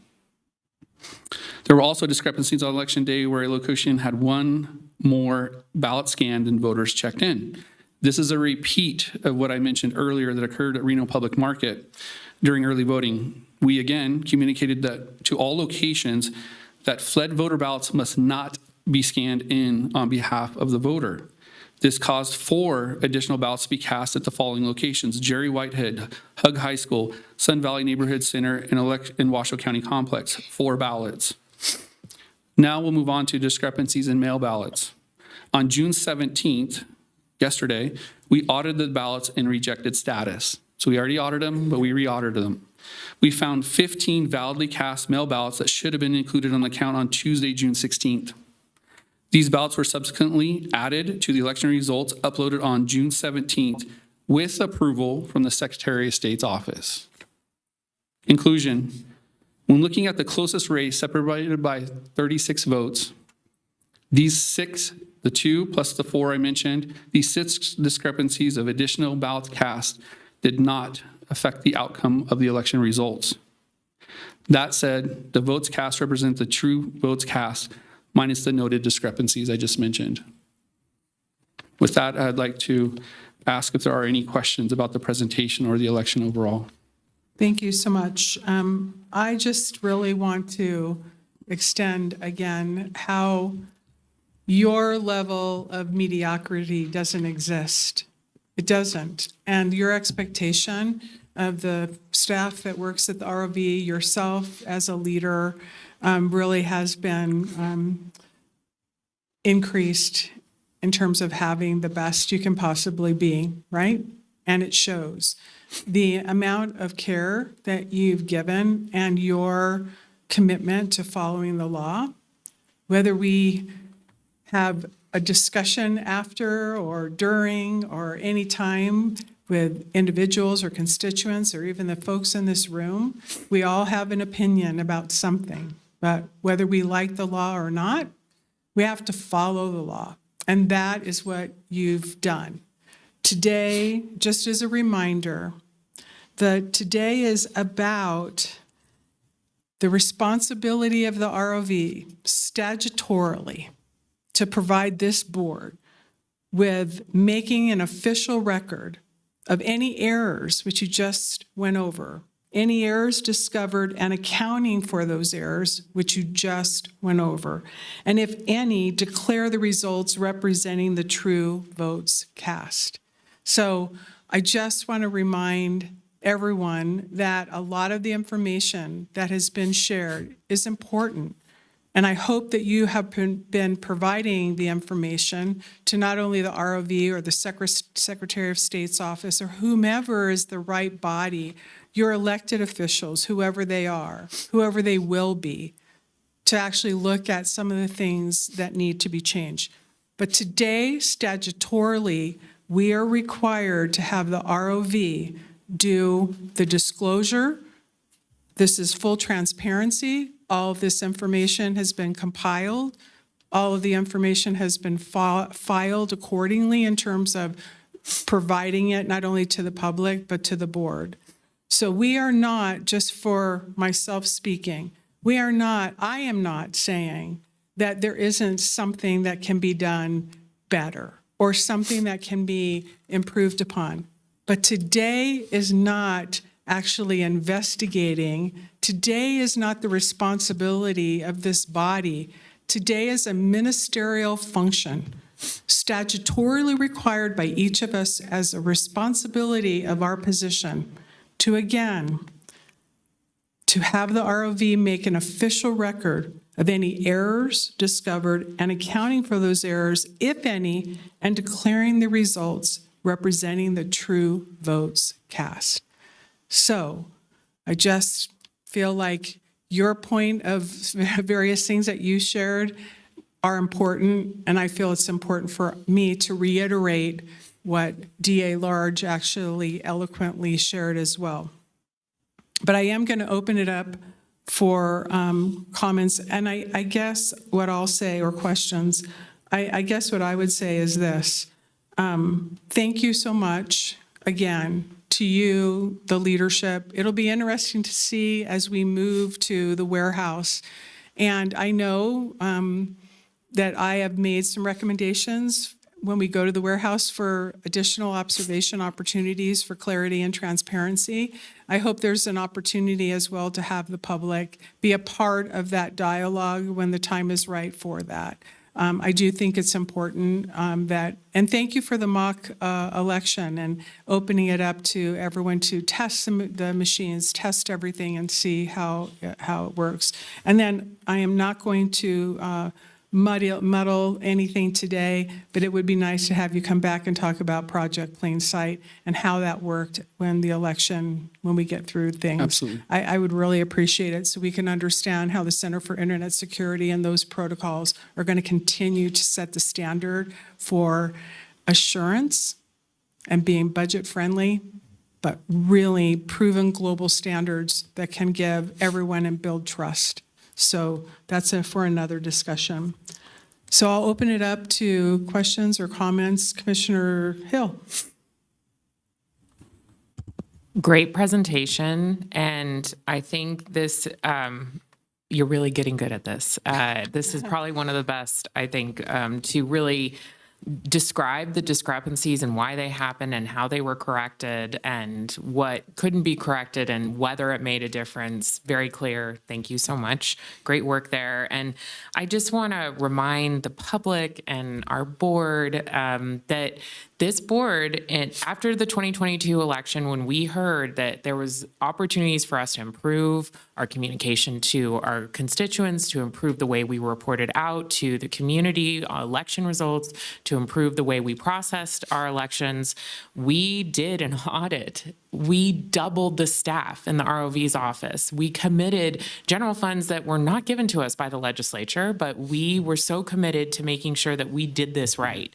In addition to that, as you heard from board members and also from the Registrar of Voters, we are going to have a giant warehouse where we will be processing ballots even faster for our community and have a better opportunity to for community members to also observe properly. And I know that this team worked tirelessly to ensure that we had more opportunities for people to vote in person, and we used GIS data to make sure that we could do that. And I do applaud the efforts of making sure that there were just many more locations. I will tell you, I went to take my parents to vote in the downtown library, and it was an incredible experience. My mother is disabled, and the way that the team treated my mom with so much care, and I know they did that for the entire community and ensuring that she had access to voting, and she had a great experience. And then I was able to vote on the day of the election at an elementary school close to my home, and that was a great experience as well. You trained your team so well, and just customer service is always on the forefront, and making sure that people feel good when they vote and that people are there to help them and make it official was really well done. And so I just wanted to commend you and the team, and on another great election. We'll always continue to improve. And Commissioner Garcia said it really well, that you're always trying to make sure that we're on the cutting edge of accessibility to voting. And that's the number one thing that we want to make sure that we ensure that people have accessibility, and that we also are transparent in the way that we report out, and that the way we communicate with people throughout the election. So bravo. And I'm very excited to make a motion to certify this election when it is time. Thank you. Not yet. Thank you. Commissioner Clark. Thank you, Madam Chair, and thank you for the report. I think you did a great job. Your staff has been wonderful to deal with, good customer service throughout the whole election process and the election, so hats off to them. I don't think you hammered it too hard. I think you made the point, though, that everybody needs to understand that at the end of the day, these are not forwardable, these ballots, and I think that'll go a long ways to make people feel comfortable with the numbers that you shared with us. So thank you, and it's also good to know that the county didn't have to pay for that return postage. Good work. Thank you. Good job. Thank you, sir. Thank you.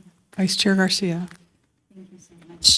Wow, today was exciting for me. I think after us making it a strategic priority at the county to really invest in the ROV, it's really paying off. And this is one of the best presentations I've seen come out of the ROV's office. I've seen 3 different ROVs. And this culmination of work is really just, it shined today. Your presentation, I was listening intently to the public commenters' questions, fears, and concerns. I really appreciate the fact that you weaved in and answered a lot of those questions today. I know I'm probably not the only one at the dais that actually learned something new today, the undeliverable or not being able to forward those. I did not know that until today. So thank you for keeping us apprised of all those nuances that we aren't always privy to, or from the outside looking in, we just automatically question or doubt.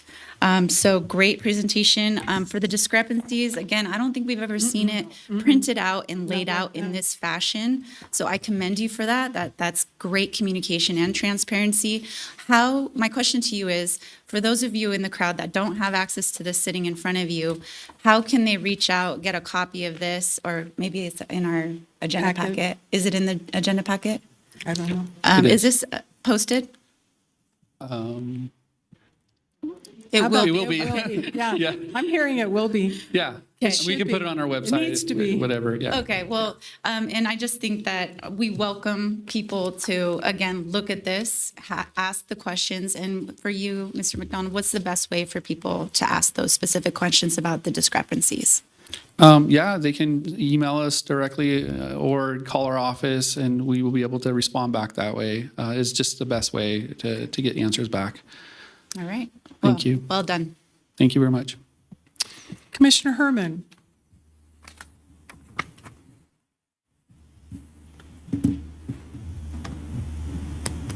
Are you there, Commissioner Herman? Okay, there I am. Okay. I'm Okay. sorry. Yeah, I think I said pretty much everything that I needed to say before. So thank you. Okay, thank you. I just have a quick question, just as a follow-up. Thank you again for putting in the opportunity for people to submit their questions and be able to have that public, and that is public. So as people can access that information, they may have that same question. And so I'm also wondering how long, will that just stay up, those questions, or what's the plan for that? Yeah, I mean, I can work with our PIO to figure out the length. I'm thinking 30, 60 days, but as we get right back into the next election is coming, we will be taking off any ability to ask specific questions about that election, because now hopefully we certify this election and move on. But those questions will remain out there. I'll commit to 60 days. Okay, I appreciate it, and I think it might be helpful because you might get questions, and you were very generous in saying, look, go ahead and continue to ask questions if you like, and so thank you for that follow-up. You're welcome. Yeah, appreciate it. All right, we're going to go ahead. If no one has any other questions, we'll move to public comment, please. Real quick, Madam Chair, I just want to clarify that those supplemental documents were posted this morning about 8:15. We did have about 25 copies in the back for people that wanted to great. access that document, so it's live. Thank you. Great, thank you. So we'll call for public comment at this time, please. First up is Tammy Holtz Still, followed by Nicholas St. John.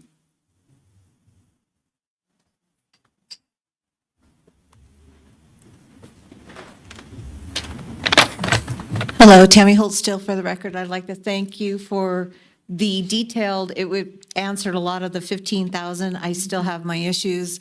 That 15,000 people did not get their ballot, 15,000 people that I may have paid for in District 5 that I paid to get that mailing list, and it's incorrect mailing list, so I mailed out a card as a candidate.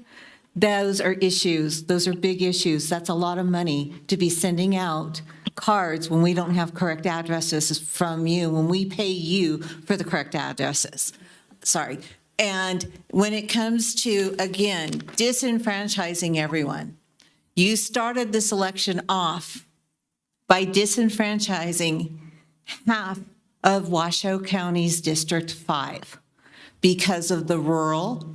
They could not get their primary ballot for their section because of the internet or having the availability to understand the internet to get their ballot. Then the ballot didn't even match what the true ballot really was. Inconsistencies like this causes problems and makes people think you're confusing them on purpose and they don't want to deal with it. This has got to change. You got to get back to simple. Give them their true sample ballot so that they know what they need to look at before their true ballot comes. How are they going to do their research when they get a booklet that shows all these elections and they're not being able to vote for them, but they don't know that, so they're doing all this research? You have to do it right from the beginning. One wrong step at the very beginning throws everything else off. You've got to do it right. As a candidate who put a lot of money into my campaign, knowing how this sample ballot came out, knowing how it disenfranchises a lot of elderly and a lot of other people that can't afford to get to the internet or don't have the equipment, don't understand it, this was wrong, 100%. And not to have a response from a chair when she's been asked about it was very frustrating too. Thank you. Nicholas St. John, followed by Diana Hoffman.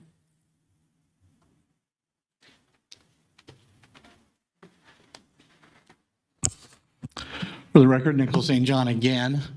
And while I address this, and these are actual real numbers, Andrew, this has been turned in through 311, so somewhere along the lines, I hope that the ROV actually answers this. The question is, why are votes changing at all from early voting after the close of early voting? So it should be able to be done within a few hours. Again, it's all electronic. You stick chips into tabulators and they do the count. And yet we see 230 ballots from early voting from third party that were then, it looks like, moved into Republican and Democrat parties. Does that not bother you? None of you address this as even something that you should even be concerned about.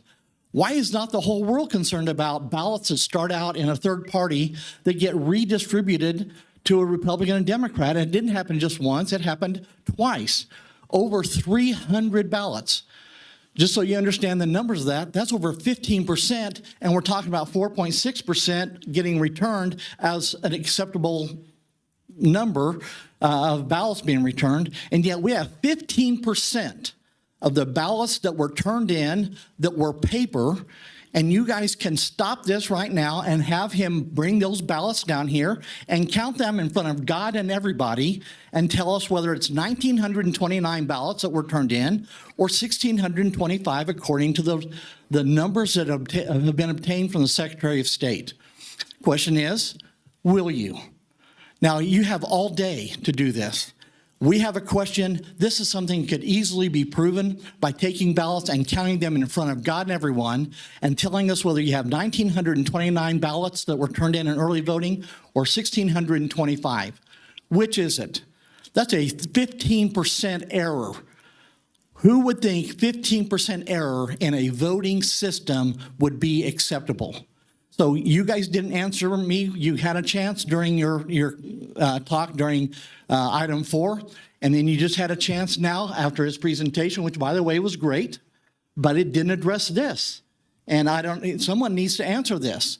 Why are 15% of the ballots that were turned in by paper through a scanner later on, a week later, then readdressed and sent into the Republican, Democrat? They're very different ballots. Could that make a difference in a race? I think that it probably could. Some of them were within that 300 vote margin. So anyway, obviously I'm a little disappointed that no one managed to address that, and I'd like to see you guys address it now. Thank you. Diana Hoffman, followed by Lynn Gillespie.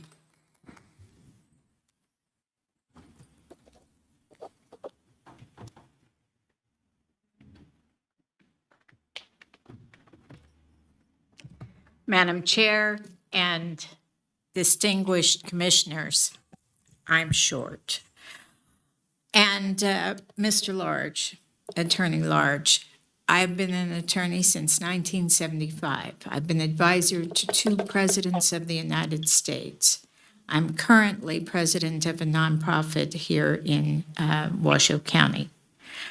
Sir, there has been enough errors, and I'm going to incorporate the statement since I have only 2.5 minutes, of your other speakers, particularly Commissioners Herman and Clark, Mr. Oscar Williams, and Mr. St. John. This is a review. A canvas is a review. It is not, excuse me, Madam Chair, strictly ministerial. And I think that it's extremely important that you take these errors very seriously and that the statements have been incorporated as contests and errors. And that before you certify this election, and I believe there's someone else who's going to discuss how just 100 discrepancies in Churchill County caused for a recount. So this is a lot more than 100. We want our citizens to vote, and they will be disenfranchised when they are not voting because of lack of faith at this election.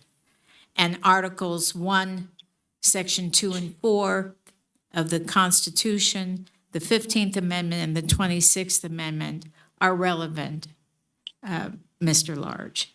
So I would greatly appreciate that you do not certify today and that you actually take some of the advice with respect to recounting. So thank you very much. Thank you. Have a great day. Thank you. Lynn Gillespie, followed by Jennifer Willett.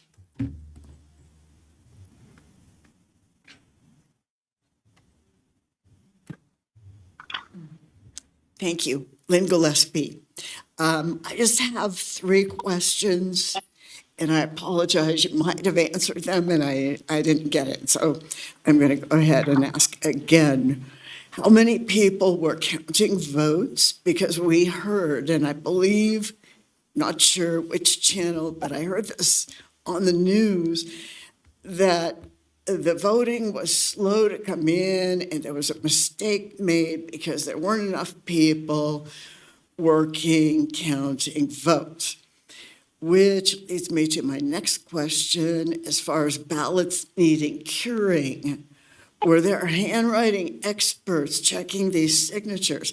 I think Robbie kind of answered that question earlier in the day. She said that people were taking home computers and checking signatures at home and coming back. So that's really, I don't know, it just doesn't sound right. So,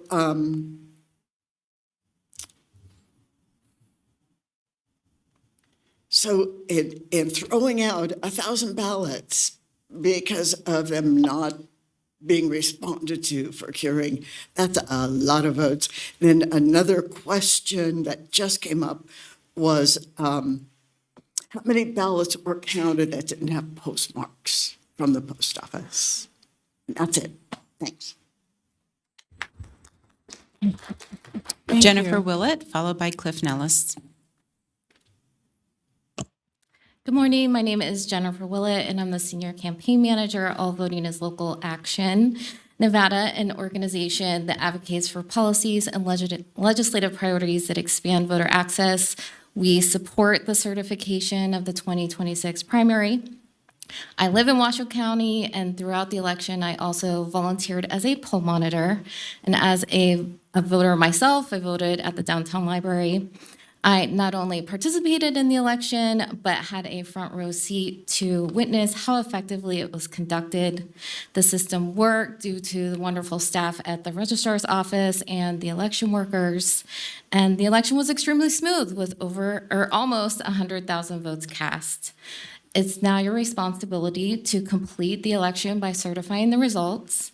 Certification, as we've heard, is a mandatory duty. County commissioners cannot override the will of the people by refusing to certify an election.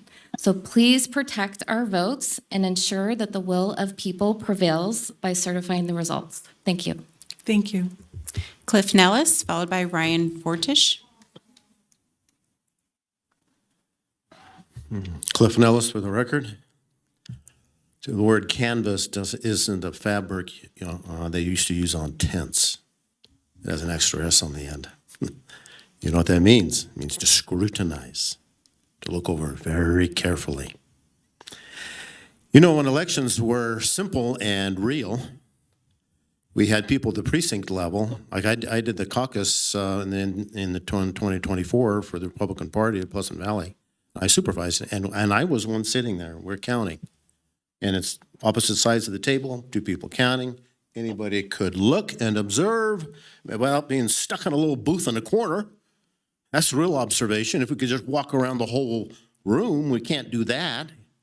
That was a new development about 4 years ago. But I challenge this. I don't think there's a way you can scrutinize it.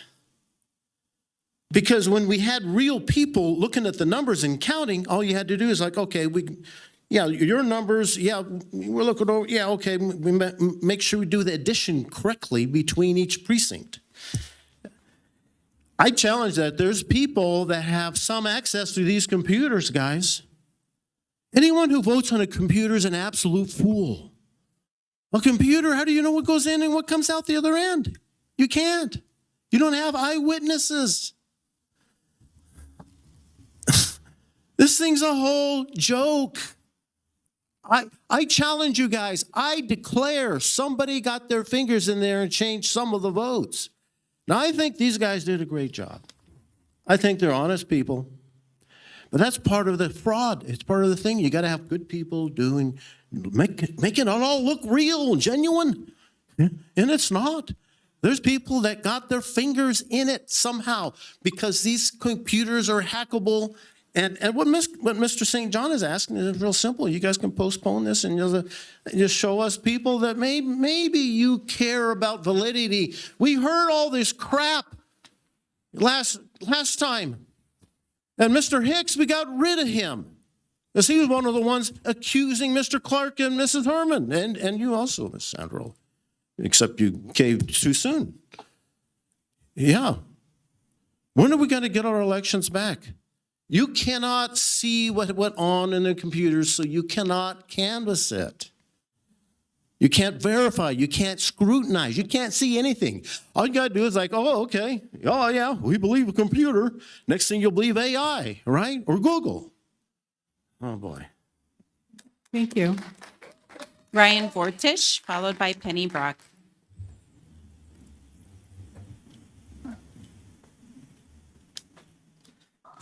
Good afternoon, Chair Andriola and Commissioners. For the record, my name is Ryan Vortish, and I'm the Northern Nevada Democracy Coordinator with Silver State Voices. We are a nonpartisan, nonprofit organization whose mission centers on building a more robust democracy by expanding voter access for historically underrepresented communities and collaborating with election administrators to ensure smooth, efficient election processes. I'm here today to express my sincere appreciation for our election administrators, the poll workers, administrative staff, and the registrar of voters for their hard work and dedication during the 2026 primary election. Each election cycle, I organize Washoe County's nonpartisan election protection poll monitoring program. During the primary, we dispatched 58 nonpartisan volunteers to vote centers across the county to assist voters in our community, track election law compliance, and observe the voting process up close. Our volunteers spent over 400 hours at the polls, during which they overwhelmingly reported how helpful, efficient, and professional election staff were. From cheering on first-time voters to patiently walking folks through using the new ballot marking devices, poll workers created a welcoming environment that empowered Washoe County voters to make their voices heard this election season. When issues did arise, the Registrar of Voters Office was quick to communicate with our team, listen to our concerns, and resolve them to ensure that every voter had a safe and accessible voting experience. We'd like to recognize the Registrar's unwavering commitment to accessibility this election cycle, both through the implementation of Nevada's first ever ADA curbside voting program and the efforts to ensure that voting materials were made available in Spanish. It is a true testament to the integrity of their team and their unwavering dedication to Washoe County voters. Thank you. Thank you. Penny Brock, followed by Janet Butcher.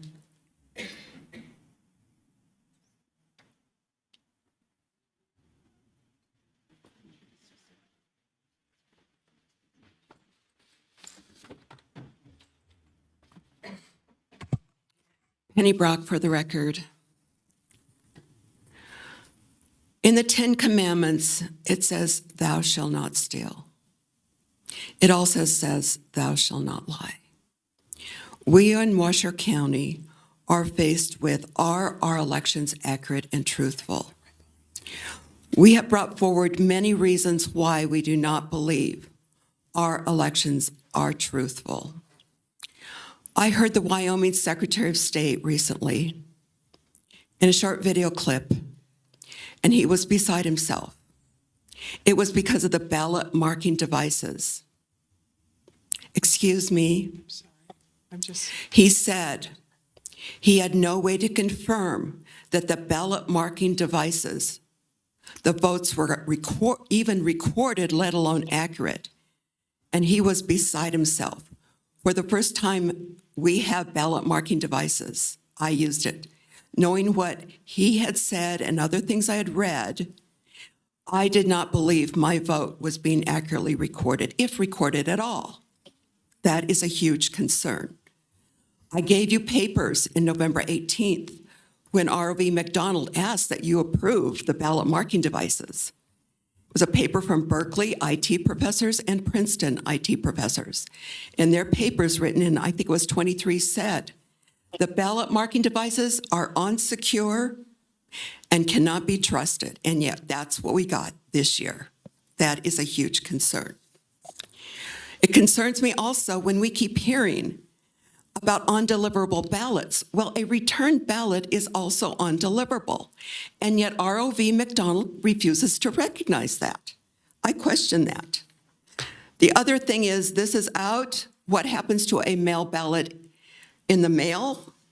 A secure election process depends on chain of custody. According to the election mail researchers, there is currently no nationwide system that reconciles ballots received from the election office, ballots delivered, ballots returned as undeliverable or returned. The Secretary of State put out a report on June 11th. He showed that Clark County had tabulated 99% of their ballots at that time. Washoe County was the worst. We were at 80%. This does not make sense. This needs to be investigated. We as taxpayers provided all this expensive election equipment. How could it be that we were at 80%, below even the rural counties, but especially Clark County? How did we not match Clark County? Thank you. Janet Butcher, followed by Roblin Williams.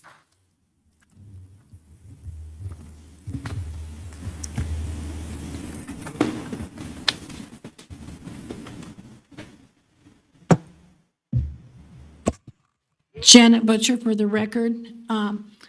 First and foremost, I would like to remind everybody that our forefathers created a constitutional republic, not a democracy.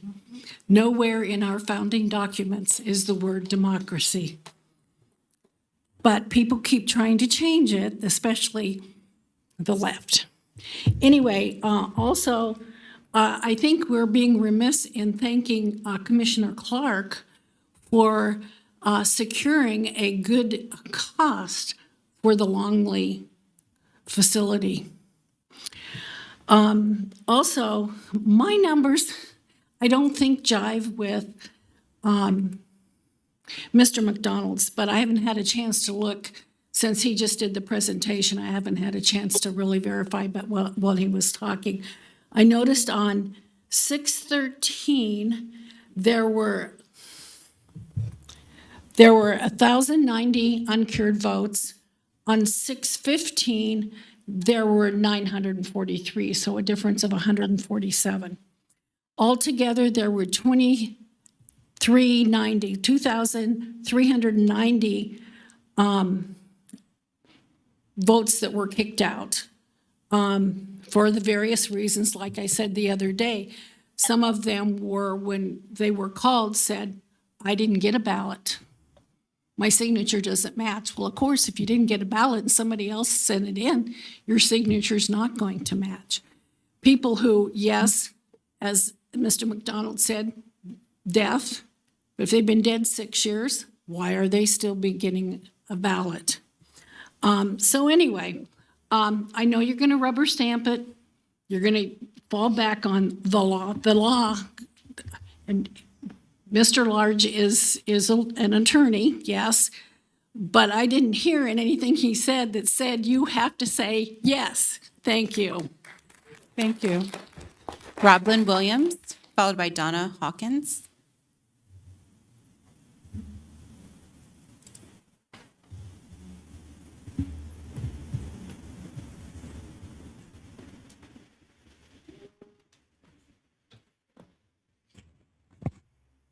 I hadn't really planned to speak again. Frankly, I'm quite upset. And I just decided I'm going to take this time. I'm going to apologize for being hot-headed on this. I have been doing this since 2022 without any support or questioning of what I have seen, why I think it's a concern.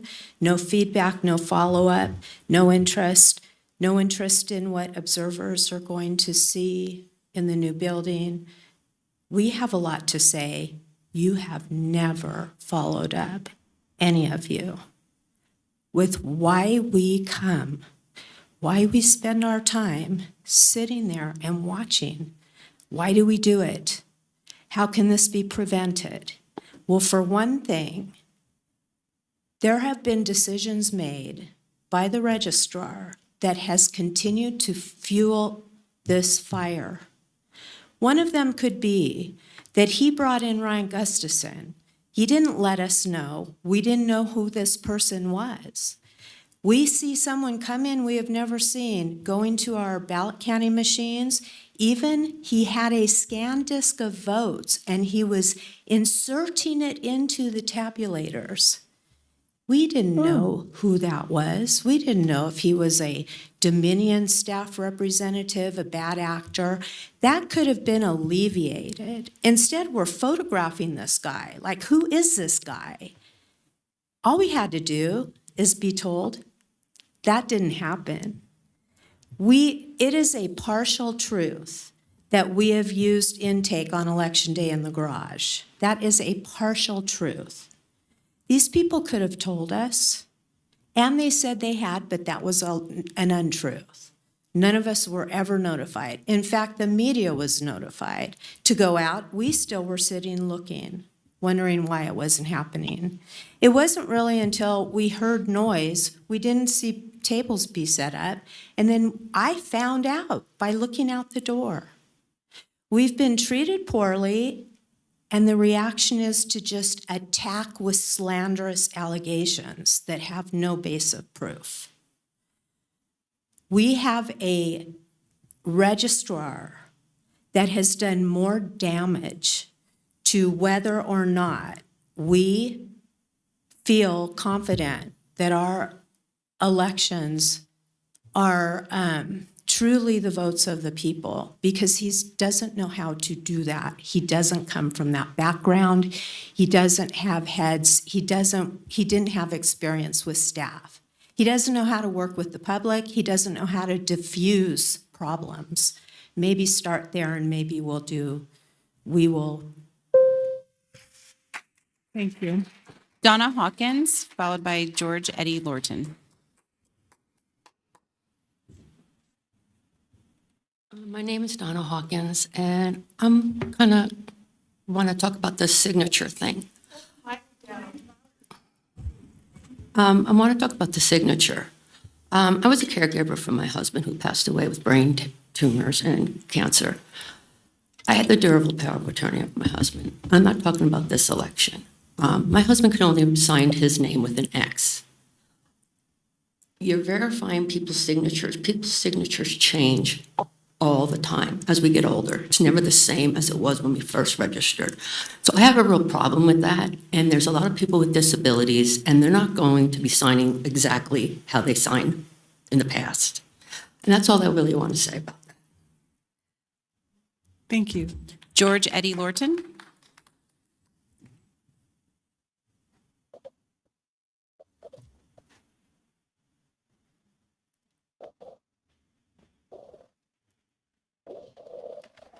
Well, me again for the last time. Thank you very much for your time. And thank you for trying to do your best. It's like TMI, too many options, I mean, I'm sure it's hard to corral everything, but I know you did your best. But now, so I ended up also, I would like to suggest too, it is unfortunate we have lower voter turnout, and it's because people aren't confident with the system. But it's a real bummer when special interest groups and unions decide your elections, because them people vote. So it's unfortunate more of the public doesn't vote. And, I kind of got the short end through the governor and different things, but we still run hard. But for 380 votes out, I hope you consider maybe in Fallon, they did a special election, because there could be other issues that this gentleman over here didn't find.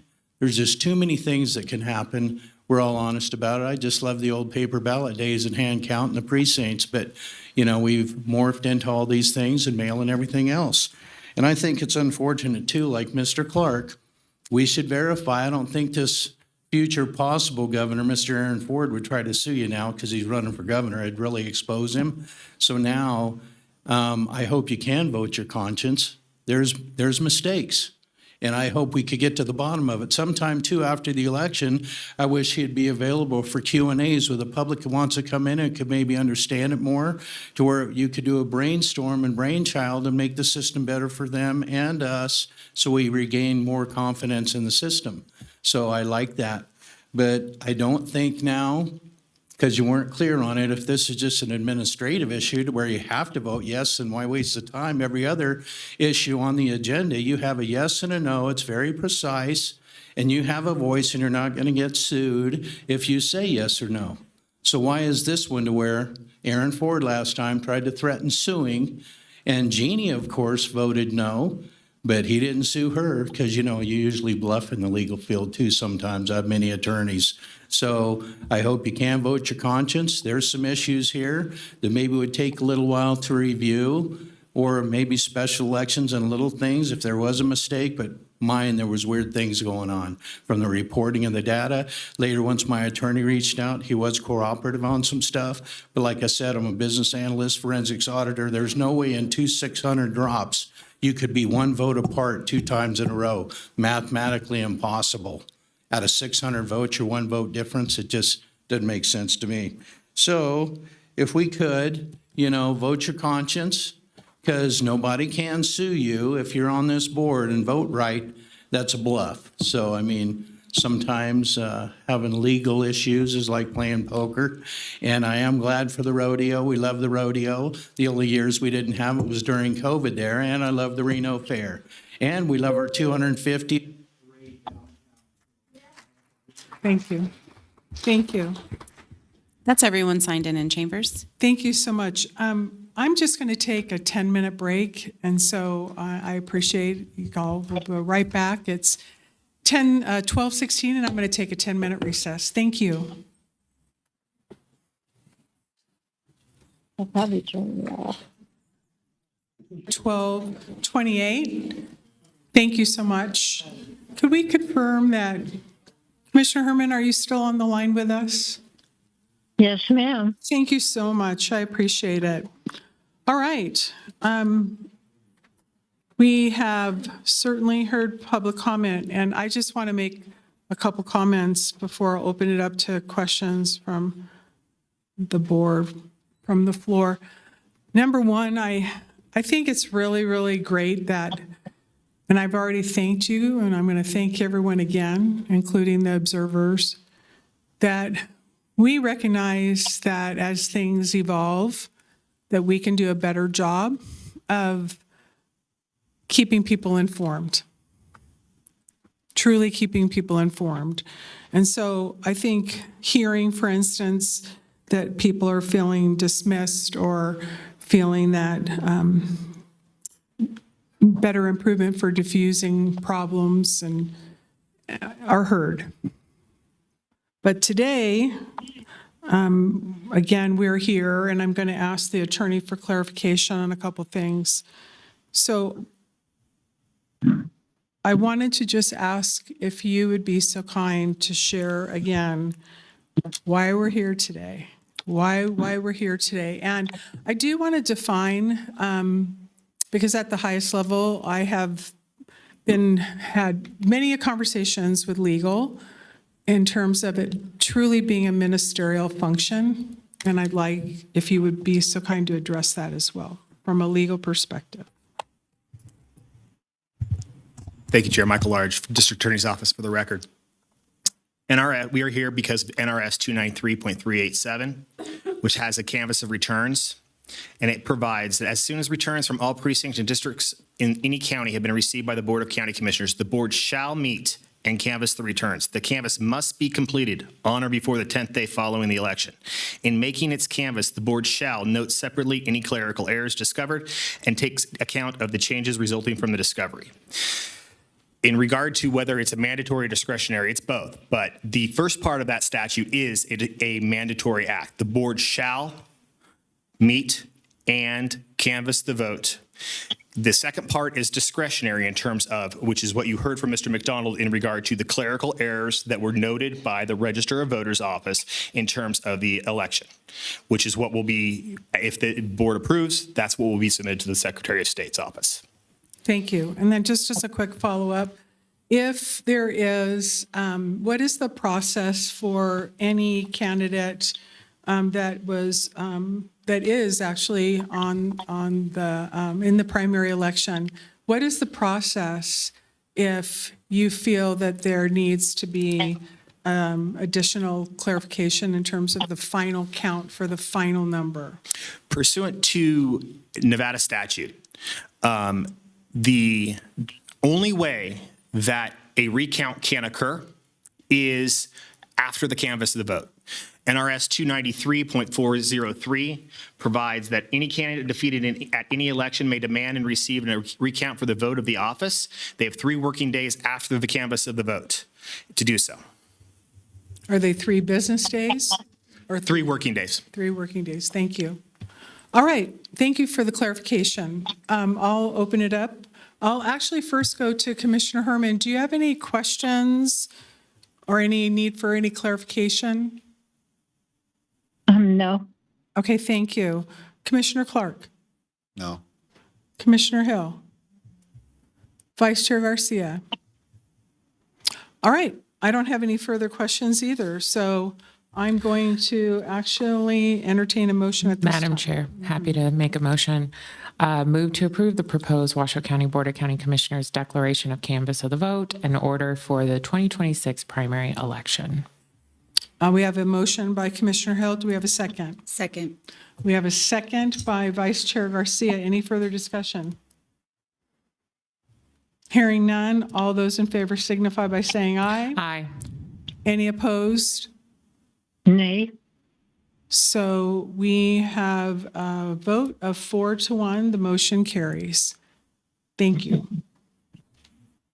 We'll go ahead now and move to item 6, which is public comment. Thank you, Madam Chair. This is your final public comment, and comment heard under this item will be limited to 3 minutes per person. It may pertain to matters both on and off the commission agenda. Unused time may not be allocated to other speakers, and please make your comments to the commission as a whole. Thank you. Do we have public comment?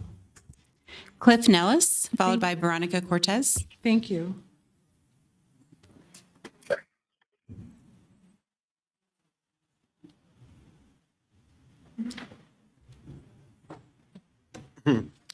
Cliff Nellis, I just want to remind you guys of something. The lawyer's not a judge. And when you do an inspection of the vote and verify that it's valid, it's not fraudulent, it's a serious thing if you certify something as fraudulent. It has any evidence of it being possibly fraudulent. Did you guys know that it's actually a felony? And they were attacking Mr. Clark and Mrs. Herman, and the last one, threatening to throw them in jail. Actually, you guys all could be thrown in jail. And it probably should have for that 2024 election, except for Mr. Clark and Mrs. Herman. And then Aaron Ford and Mr. Hicks should have been thrown in jail too. Maybe Mr. Trump can get this done this next time. I don't know. But this coming up election is going to be really important. Now, hopefully we can get the Save America Act in and all that stuff like that. But you know what you guys could do? Just kind of throw a bone to us. I mean, even what Mr. St. John was asking, just maybe even do that after the fact, or maybe an after the fact hand count of 100% of the paper ballots. That's what I'm asking for. And then it's either going to verify or it's going to debunk this whole election system that we have, this electronic voting thing. And I'm pretty sure what will happen, the reason that you guys didn't allow it last time, 2 years ago, and the reason you won't this time is because you know it'll be debunked. Because, you know, the Democrat Socialists of America run this election, you know. I mean, we had a gal named Amy Powell, a liberal Democrat lawyer from California. I was holding signs for Marsha Burkbigler. And she was so upset about the signs, she came and stole them and stuck them in her car, and I had to call the cops to get them back. And then I found out she's here down in the ROV.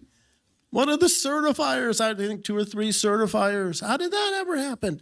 And we still have the same people running the ROV. No one ever explained to me, how did this communist from California get here and our registrar of voters being one of the people that certify things beforehand before you guys get it? And who are the people that do all this counting? I mean, I don't know. Okay, so it's up to you. Are you going to give us a real count? Or maybe Mr. Bianco down, the sheriff of Riverside County, he confiscated the ballots. That's what I was asking Mr. Balaam to do. Do that. No, he wouldn't do it. And then some judge blocked Mr. Bianco, but that's what we need done. If we had a real sheriff, he would do that. Thank you. Veronica Cortez, followed by Janet Butcher.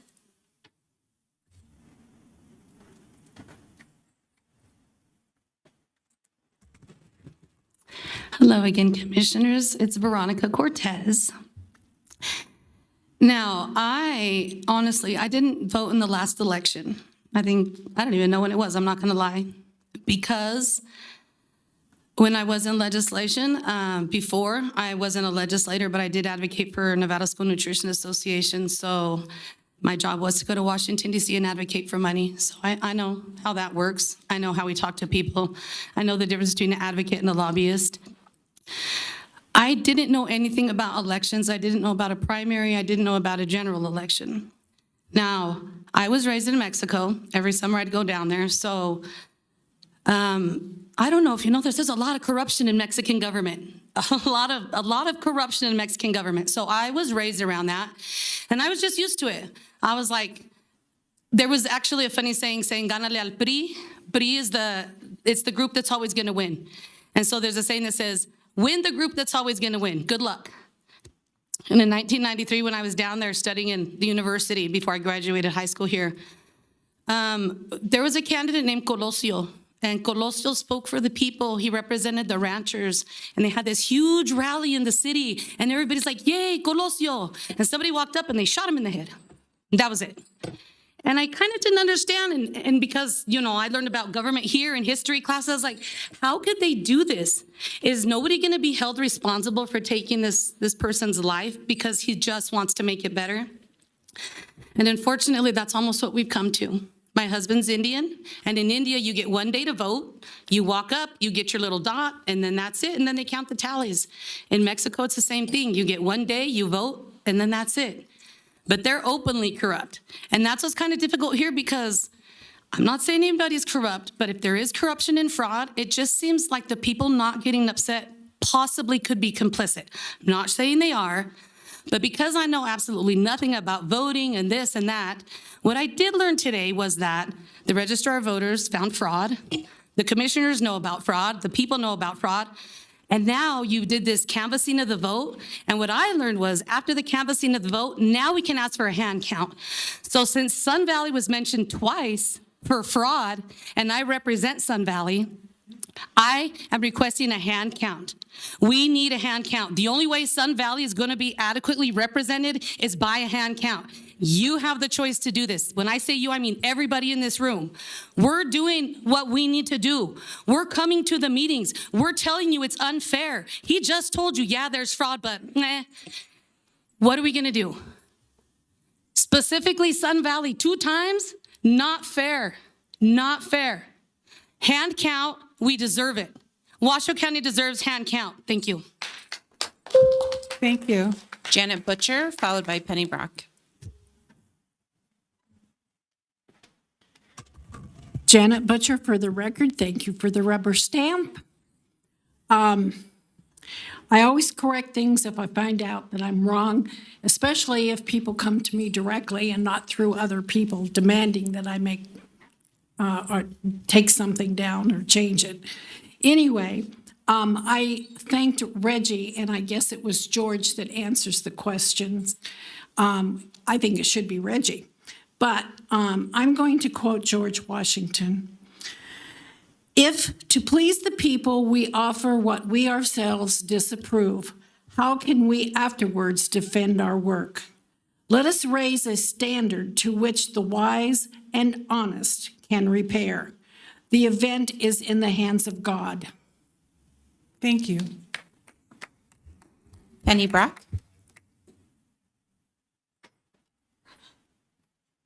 Penny Brock for the record. Well, I'm happy to report things are happening in Washington, D.C. that will affect our elections in Nevada and Washoe County. The Supreme Court, the U.S. Supreme Court, is getting ready to hand down a decision, and it's looking very favorable that there will be no ballot counting after Election Day this year. This year. That means the general election. Secretary of State Aguilar said he's considering this. Oh, so he wants to go up against the Supreme Court? And perhaps our county?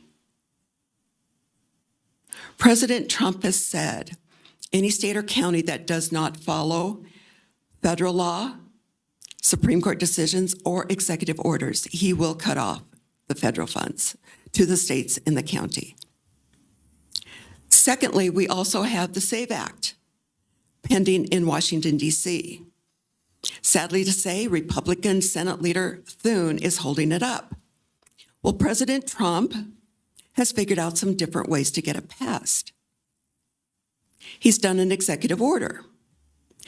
Number 3, besides the Supreme Court decision, is he has now put it in the reconciliation bill. That has to do with funding. This may be the way, and this has to be passed soon. So I am very hopeful shortly that we in Nevada and Washoe County will know what we're looking at for our general elections. And I'm hoping that ROB Andrew McDonald is getting ready for that, because there will not be mail ballot counting after Election Day. It will have to be done before. So as an observer, I'm thankful that I won't have to be observing after Election Day for 7 or 8 more days. So I just wanted you to be aware, Andrew McDonald to be aware that these things are coming. And so we, the people, are very hopeful. I am hopeful for the SAVE Act, where it will be everything we want: paper ballots, voting on Election Day only, no universal mail-in ballots, just absentee, which you have to ask because you're sick, disabled, traveling, or I think there's one other, but that's the way it used to be. And it will be hand counting.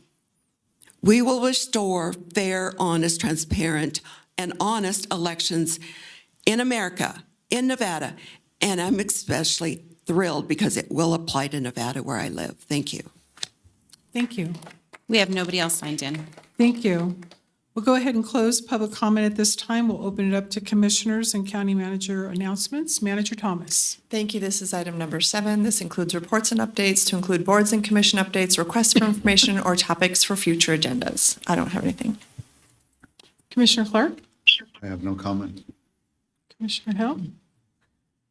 Vice Chair Garcia? Commissioner Herman, are you still with us? I am, but I don't have anything more to say. All right. Well, thank you for always checking. Sorry to keep on asking if you're still there. It's okay. You can't see whether I'm I here or know, I not. can't. So thank you for your patience on that.